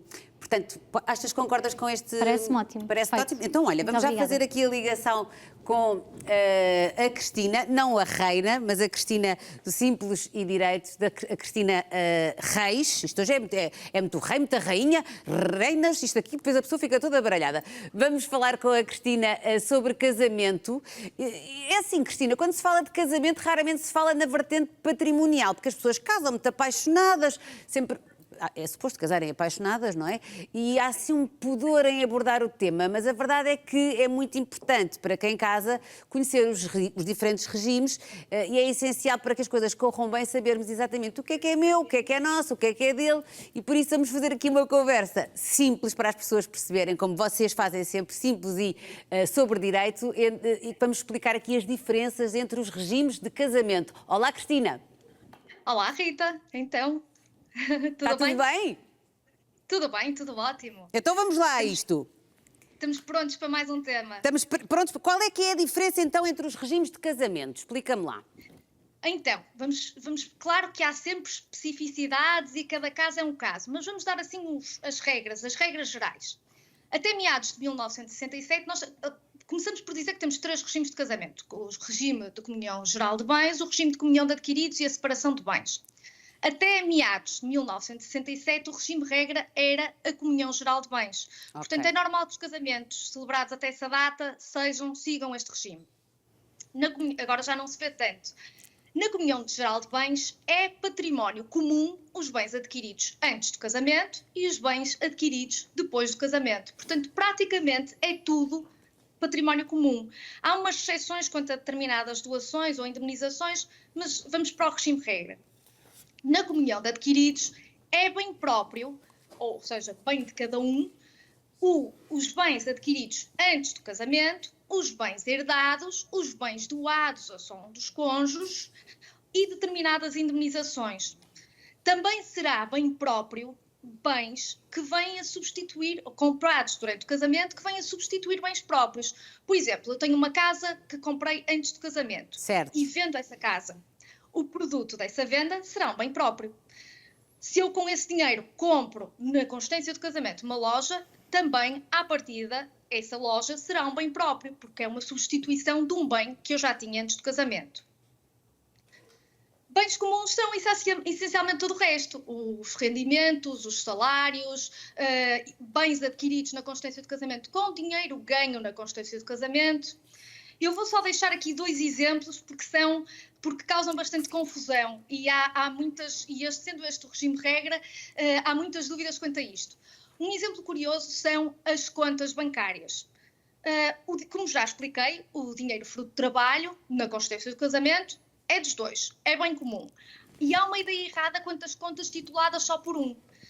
Se o marido ou a mulher tem um pé de meia porque é mais poupado, ou se até ganha mais, esse dinheiro, não obstante estar na conta titulada só por um, é dos dois, porque é dinheiro fruto do trabalho. Outro exemplo curioso é que os frutos de bens próprios são bens comuns, ou seja, eu tenho um imóvel que é um bem próprio e, durante o casamento, decido pôr esse imóvel a arrendar. O imóvel continua a ser bem próprio. No entanto, as rendas são consideradas bem comum. Uhum. Por último, e agora dissemos os dois, temos o terceiro regime, que é a separação de bens. Na separação de bens, o regime é o oposto à comunhão geral de bens. Portanto, será bens próprios os bens adquiridos antes do casamento, serão bens próprios os bens adquiridos depois do casamento. Dá-se o caso... Ia-te perguntar, Cristina, só qual é que era o regime mais... que é mais adotado em Portugal?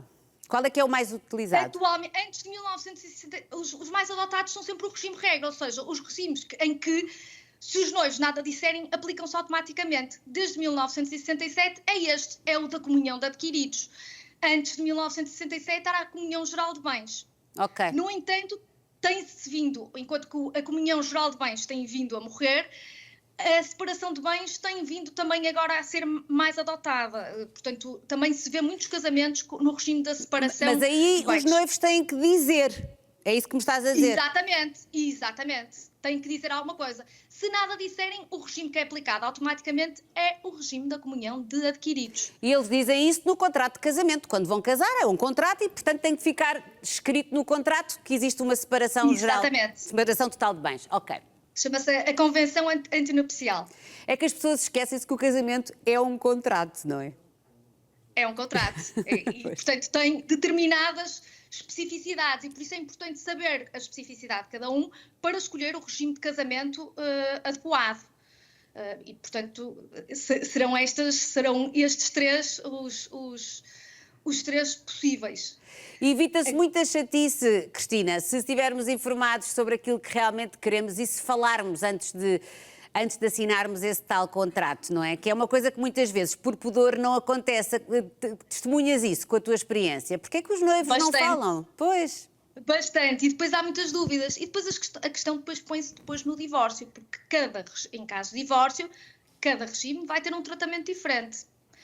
No regime, por exemplo, na comunhão geral de bens, há também uma concepção errada, ou seja, a comunhão geral de bens, não obstante todo o património, praticamente, seja comum, seja dos dois, no divórcio, ninguém pode sair com mais do que o que sairia se fosse casado no regime de comunhão de adquiridos.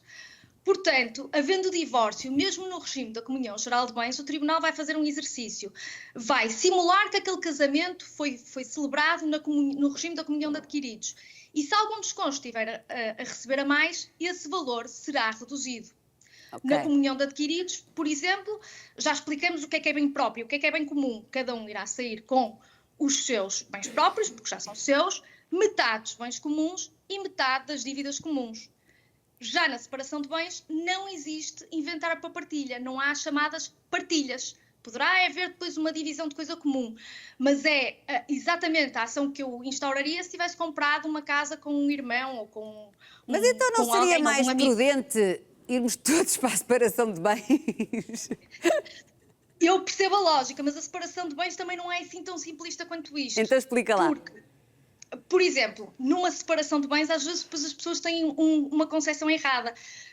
Eu compro um imóvel no regime de separação de bens. Certo. Com o meu cônjuge. Enquanto que na comunhão de adquiridos e na comunhão geral de bens, se presume, se nada for dito, que aquele imóvel foi comprado na proporção de 50-50, já na separação de bens não. Cada um vai receber o imóvel, ou cada um é dono do imóvel, na proporção daquilo que lá investiu. Pode ser 50-50, pode ser 30-70. Ok, e depois provar isso é que é um problema às vezes, não é? Era aí que eu ia chegar. Pois. Portanto, nós até podemos pensar que esse regime é o mais justo. Ok, se eu só investi 70%, só vou receber 70% do imóvel. A questão é que na dinâmica familiar estas contas vão-se alterando, porque eu posso ter até um ajuste com o meu marido e dizer, bom, eu pago, por exemplo, a funcionária doméstica e pago as compras e pago outras despesas e tu pagas a prestação da casa. No final, ele vai ter a prova de que pagou a prestação da casa, mas eu não vou ter prova disso, não obstante ter contribuído também para o casal por outra maneira. E, portanto, às vezes há algumas dificuldades que surgem na separação de bens. Certo. Portanto, depende de cada caso. E é isso que depois gera, infelizmente, muitas vezes os grandes conflitos, não é? Entre as pessoas. Ainda te chegam muitos casais que depois do divórcio chegam ao pé de ti e de facto tu percebes que não se informaram devidamente. E que estão surpreendidos, com o que lhes vai acontecer ao nível dos bens depois do casamento. Sim. Muitas vezes até com coisas básicas, como esta questão da conta comum. As pessoas dizem, mas eu tenho a minha conta, o meu marido tem a conta dele, porque é que... Exato. Mas é bem comum. É bem comum. O dinheiro ganho no decurso de casamento é bem comum. Portanto, esta é uma daquelas dúvidas que me aparece muito, por isso é que eu falei nela. Outra será mesmo também esta questão das rendas. Quer dizer, eu tenho um bem próprio e ele está arrendado e eu até estou a pôr as rendas numa conta própria. Tem sido entendido que essas rendas são bem comum, é bem dos dois. Muito bem. Olha, eu ia dizer assim, olha, não casem, mas isto não parece nada bem em televisão. Portanto, eu não disse isto, está bem? Casem. Mas... Eu também não estou a dizer que sim. Façam o que quiserem com as vossas vidas, mas informem-se. Olha, Cristina, foi ótimo, simples e direito, como vocês fazem sempre. Podem acompanhar o trabalho desta dupla extraordinária que colabora aqui connosco no Intercidades, também nas redes sociais, e foi mesmo esclarecedor. Olha, este tema dava pano para mangas, mas depois pode ser que mais à frente voltaremos a ele. Obrigada, Cristina. Obrigada, Rita. Um beijinho grande. E enquanto a nossa Patrícia continua aqui a fazer aquilo que depois irá para o forno e depois voltará para o cenário do Intercidades, Patrícia, não te importas então que eu vá ali conversar um bocadinho com a Cristina Reina? Força. Ficas aí no teu mundinho. Obrigada. Eu vou conversar com a Cristina e já volto para o pé de ti, pode ser? Para quando terminarmos o programa já será a ver aqui aquilo que tu fizeste.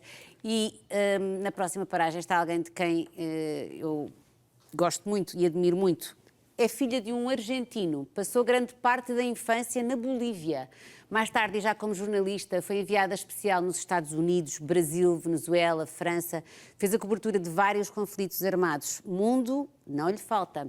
Chama-se Cristina Reina e é mais um trunfo do nosso Conta Lá. Olá, Cristina. Olá, Rita. Estava aqui a pensar que quando comecei, com a ajuda da equipa, a preparar esta tua entrevista, que conheço muito bem o teu trabalho como jornalista, porque sempre admirei, e aliás tu sabes, porque a primeira vez que nos encontramos no âmbito deste mesmo projeto fiz questão de tu dizer, mas que não conhecia o teu percurso de vida. E é um percurso de vida muitíssimo rico e interessante, concordas comigo? É o que eu sou, no fundo...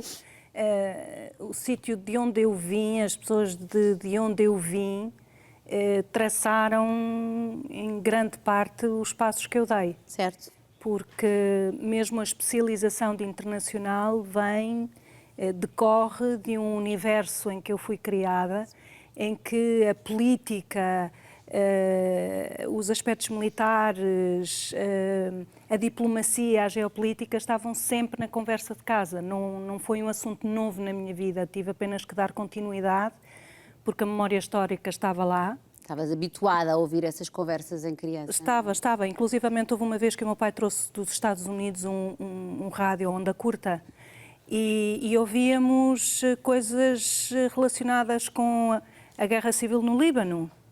Portanto, no início, nos 70, certo, já era o que estava longe, o conflito, essas grandes tensões sociais e políticas de outros sítios, e mesmo na Bolívia era tremendo, porque nos anos 70 houve uma sucessão de golpes de Estado militares e, portanto, tudo isso estava em mim. E continua em ti. Eu, por exemplo, não sabia que tu tinhas nascido em Londres, que o teu pai era argentino, que depois com um ano foste para o Peru, depois para a Bolívia.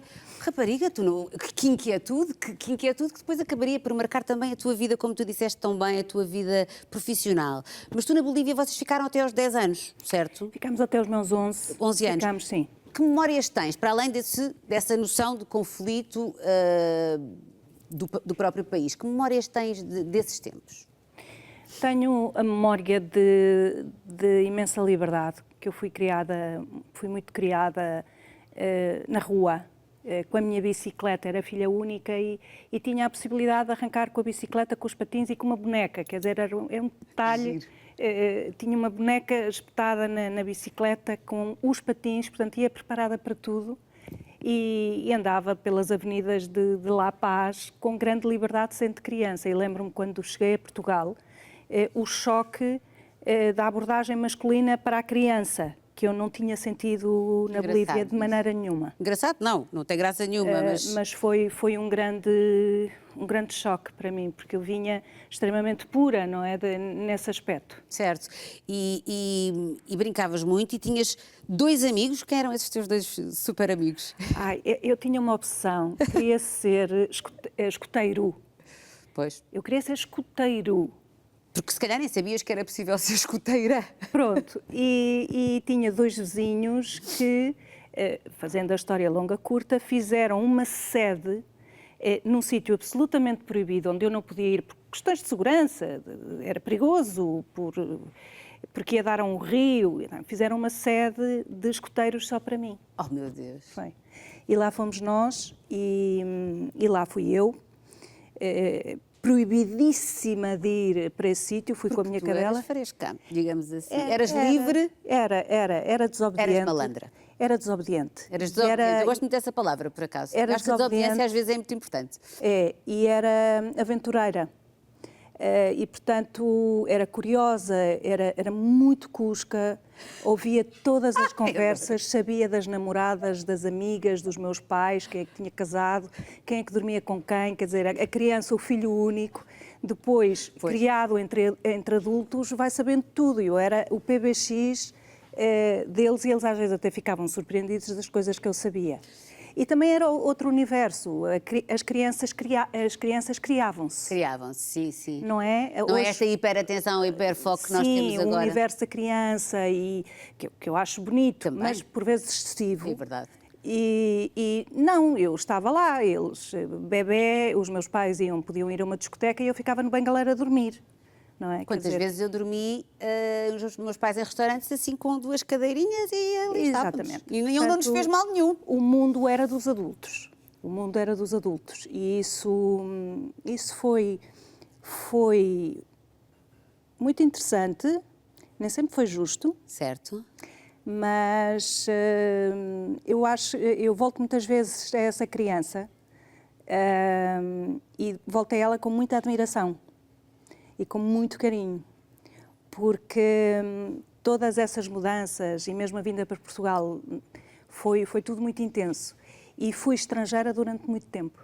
Pois, isso também é outra coisa que te define, mas antes queria voltar um bocadinho atrás, porque os teus pais depois acabaram por seguir caminhos diferentes, não é? Não estiveram juntos, mas ainda assim tu guardas sempre a memória deles e sobretudo do teu pai, mas diz-me, corrige-me se estiver injusta, como eu li uma frase que gostei muito tua, de um diálogo permanente, de um amor incondicional.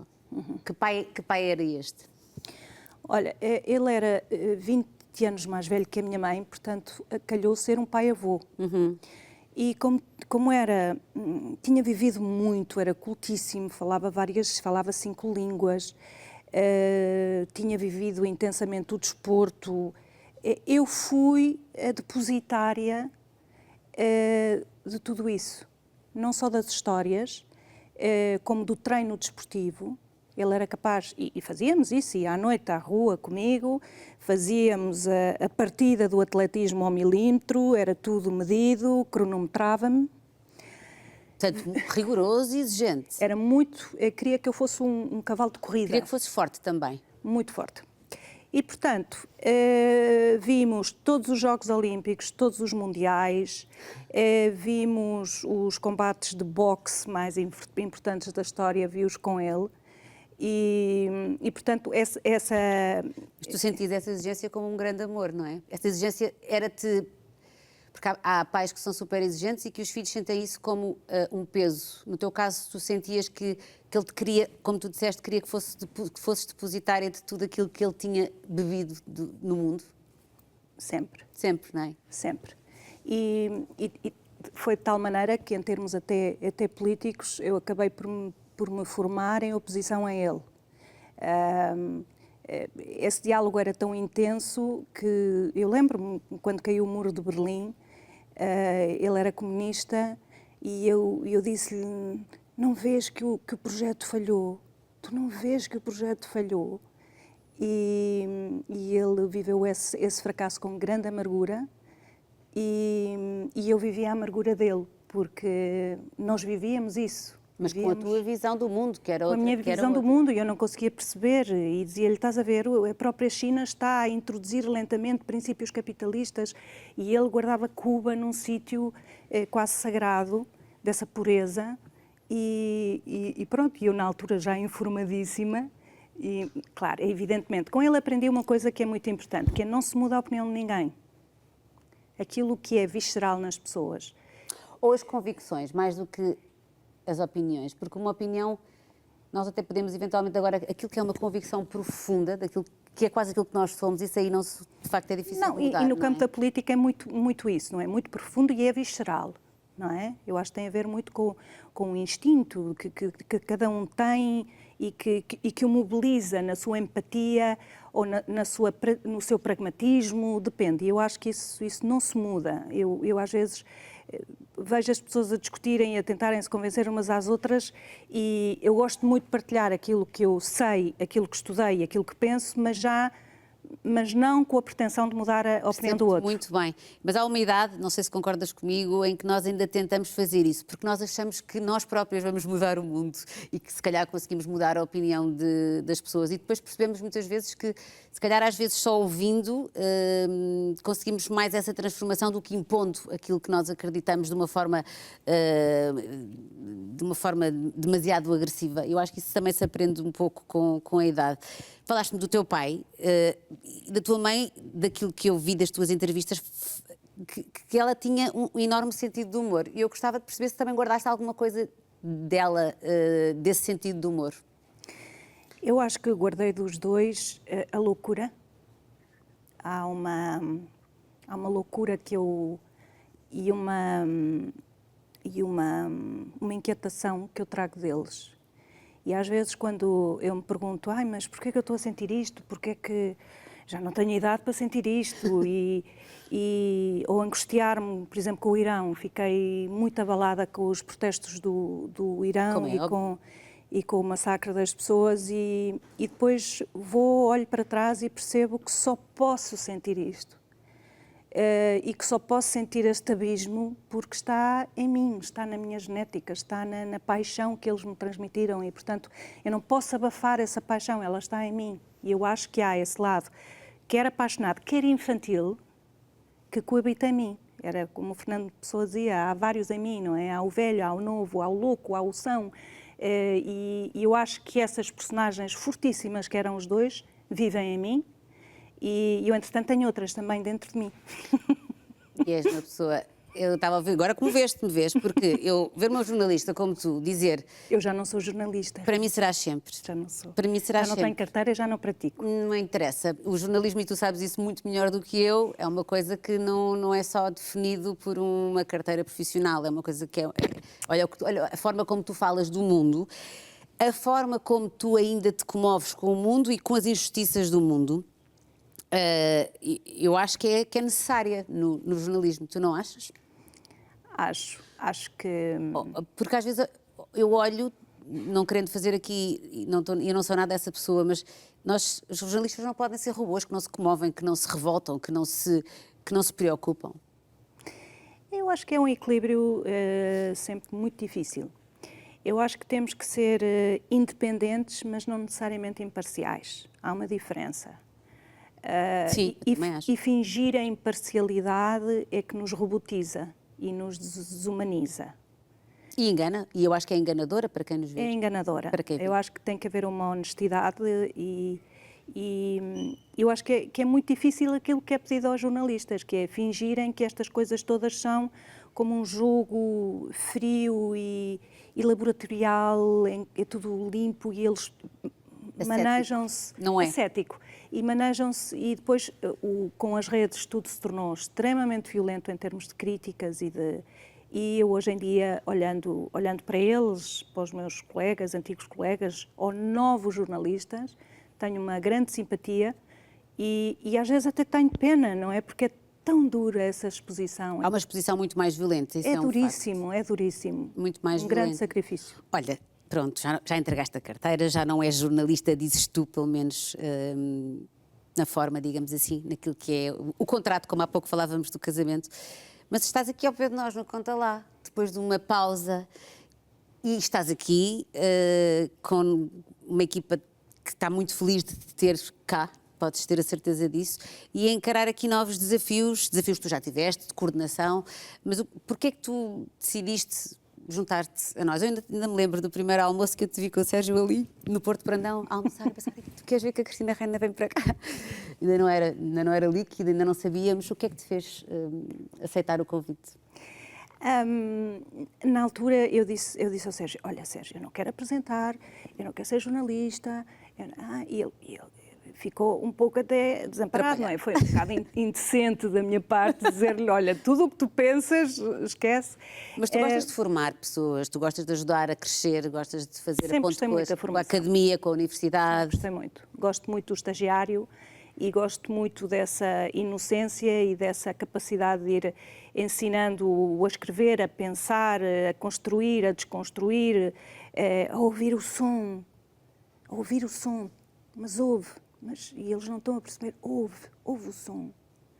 A importância daquela imagem da pausa e da palavra no sítio certo, e eu adoro essa construção dentro daquilo que eles já trazem, para além do rigor, não é? Quer dizer, mas eles precisam de ser esticados e aprenderem que a arte é flexível. E é tão bonito porque cada um, e nós já passámos por isso, porque também já fomos estagiárias, não é? Mas cada pessoa que nos aparece numa redação, ou seja, onde for, é um mundo e vai expressar-se de uma maneira... E às vezes tu consegues mesmo ver essa expansão que tu estás a falar. Consegues ver, há momentos, eu tenho aqui momentos no Intercidades, com também uma jovem equipa com quem trabalho, em que eu estou a ver as pessoas a crescer aos nossos olhos, à frente dos nossos olhos, profissionalmente. Isso é muito bonito. Tu também gostas dessa sensação? Gosto, e gosto. Que eles se sintam seguros, que se sintam apoiados, porque aí eles também desenvolvem-se melhor e corrigi-los da maneira certa, apertar com eles no momento certo e acarinhá-los, não é? Porque acho que esse amparar é muito importante quando as pessoas dão... Sem abrir muito o leque, também é muito disso que tu vens aqui fazer, dar-nos essa ajuda, também na ponte que o Conta Lá tem, e ainda bem com a academia, vamos querer formar pessoas e tu vais nos dar uma grande ajuda nisso, mas agora vais ter uma tarefa que é ótima também, que é estares a apoiar o Júlio também no seu regresso à televisão, que está quase, vai ser aqui na porta ao lado, com uma belíssima coordenadora como tu. E esse também é um desafio. Eu já fui e eu gosto muito de coordenar programas. Tu gostas dessa parte de pensar nos conteúdos e pensar nos convidados para outras pessoas apresentarem programas? Este programa tem qualquer coisa que me interessa bastante, que é o conceito da reinvenção. Porque eu saí da televisão, da indústria, do jornalismo, com um grande propósito de despir aquela identidade e de procurar mais coisas. E o Júlio também vai despir essa identidade. É lindo. Não é? Ele vai tirar a gravata e o casaco de jornalista. Nós não vamos fazer um noticiário. Não. Vamos fazer noites de conversas, de curiosidade, de prazer, de interesse pelas pessoas, pelas suas histórias, pela maneira como pensam, o que criam e o que fizeram, porque há imensas pessoas que têm feito coisas extraordinárias e portuguesas que o fazem diariamente. Ir também ao encontro da literatura, das artes e criar qualquer coisa que seja flexível e carinhosa para quem venha. Saborosa para quem vê. Exatamente, e que seja uma conversa, porque é muito engraçado como eu tenho a sensação que as pessoas estão um bocadinho fartas do massacre da televisão. Também. Não é? E, portanto, é curioso ver como até os nossos filhos ouvem podcasts, não veem televisão. Toda a razão. Portanto, há aqui um contar a história. Eu acho que há uma saudade de ouvir histórias, de ouvir boas conversas, como tu ouvias em casa. Exatamente. Exatamente. Portanto, o mergulhar nesse espaço em que se está, em que se escuta e em que se descobre a outra pessoa e se dá a descobrir, vai mergulhar um bocadinho nessa intimidade, nessa proximidade e que, se tudo correr bem, vão ajudar o Júlio e eu a descobrir uma nova pele. Não vou dizer mais nada, porque achei tão bonito, acho tão bonito este vosso reencontro aqui nesta nossa antena e sinto-me muito privilegiada. Sei que falo em nome de uma equipa de poder assistir a isto. Duas coisas. Diz, minha querida. O Zé Guedes, que trabalha comigo. Zé Guedes, que foi meu colega no Canal 11, que é uma pessoa extraordinária. Que foi, estou muito contente, acho que foi uma sorte calhar-me o Zé Guedes e também a Estela Machado, que vai ter um bloco de informação dentro, para que as pessoas também estejam dentro da atualidade, apesar de estarmos a fazer um parêntese. E, portanto, estamos os três... com o Juca, portanto os com o Juca, sim, mas excitadíssimos, não é? Há assim uma espécie de... É tão bom, e nós estamos aqui contentes. Todos no estúdio ao lado a torcer por vocês e a apoiar-vos em tudo aquilo que vocês precisem. Cristina, foi um gosto, adorei esta conversa. Pronto, já sabia que ia ser assim, mas ainda foi melhor do que eu estava à espera. Agora vou-te dizer adeus, sabes porquê? Tenho ali uma Patrícia com uma peça que acabou de fazer para o Intercidades e que eu vou conferir, está bem? Está bem. Beijinhos, obrigada Cristina, obrigada, que bom que isto foi. Gostaste da conversa, Patrícia? Adorei. Também eu. Às tantas tive de parar, porque estava a gostar mesmo de ouvir. É tão bom, não é? É. A Cristina é uma mulher interessantíssima e pronto, olha, e nós eu fico sempre muito feliz quando tenho a oportunidade de conversar com ela e de a conhecer melhor. Mostra-me lá o que é que tu fizeste. Ai, que coisa linda! E eu estava... É curioso porque estava a ouvir isto tudo e também não me vou estar a alongar porque isto não é sobre mim, mas falou-se tanto, não é? Política, enfim... E o corpo da mulher tantas vezes é política. É verdade. E então eu estava a criar e estava a pensar nisso, não é? Como é censurado, como é amado, odiado, enfim. Às tantas distraí-me e tive mesmo de ouvir o resto da conversa. Mas realmente acho que a arte também é política e é certamente uma forma de expressarmos a nossa posição. E pronto, então... E olha, eu acho lindo que tu tenhas criado esta peça, que para mim será uma chaveninha de café, é que vou juntar aqui às nossas do Lobo, que também gosto muito. Enquanto ouvi as duas mulheres conversar, outra estava a criar e criou esta peça. E assim foi este final do Intercidades com a Cristina Reina, com a Patrícia Gonçalves, com a Rita Ferro Rodrigues, a tentarmos levar para quem está a ver-nos aquilo que nós somos e uma televisão que eu acredito que é um bocadinho diferente, ou pelo menos nós tentamos que assim seja. Patrícia, Obrigada pela tua Obrigada presença, eu. adorei. Muito obrigada. E que continues a fazer coisas bonitas. Agradeço Tá bem? muito. Obrigada pelo convite. E o nosso Intercidades volta amanhã. Beijinhos. Até amanhã. Que maravilha!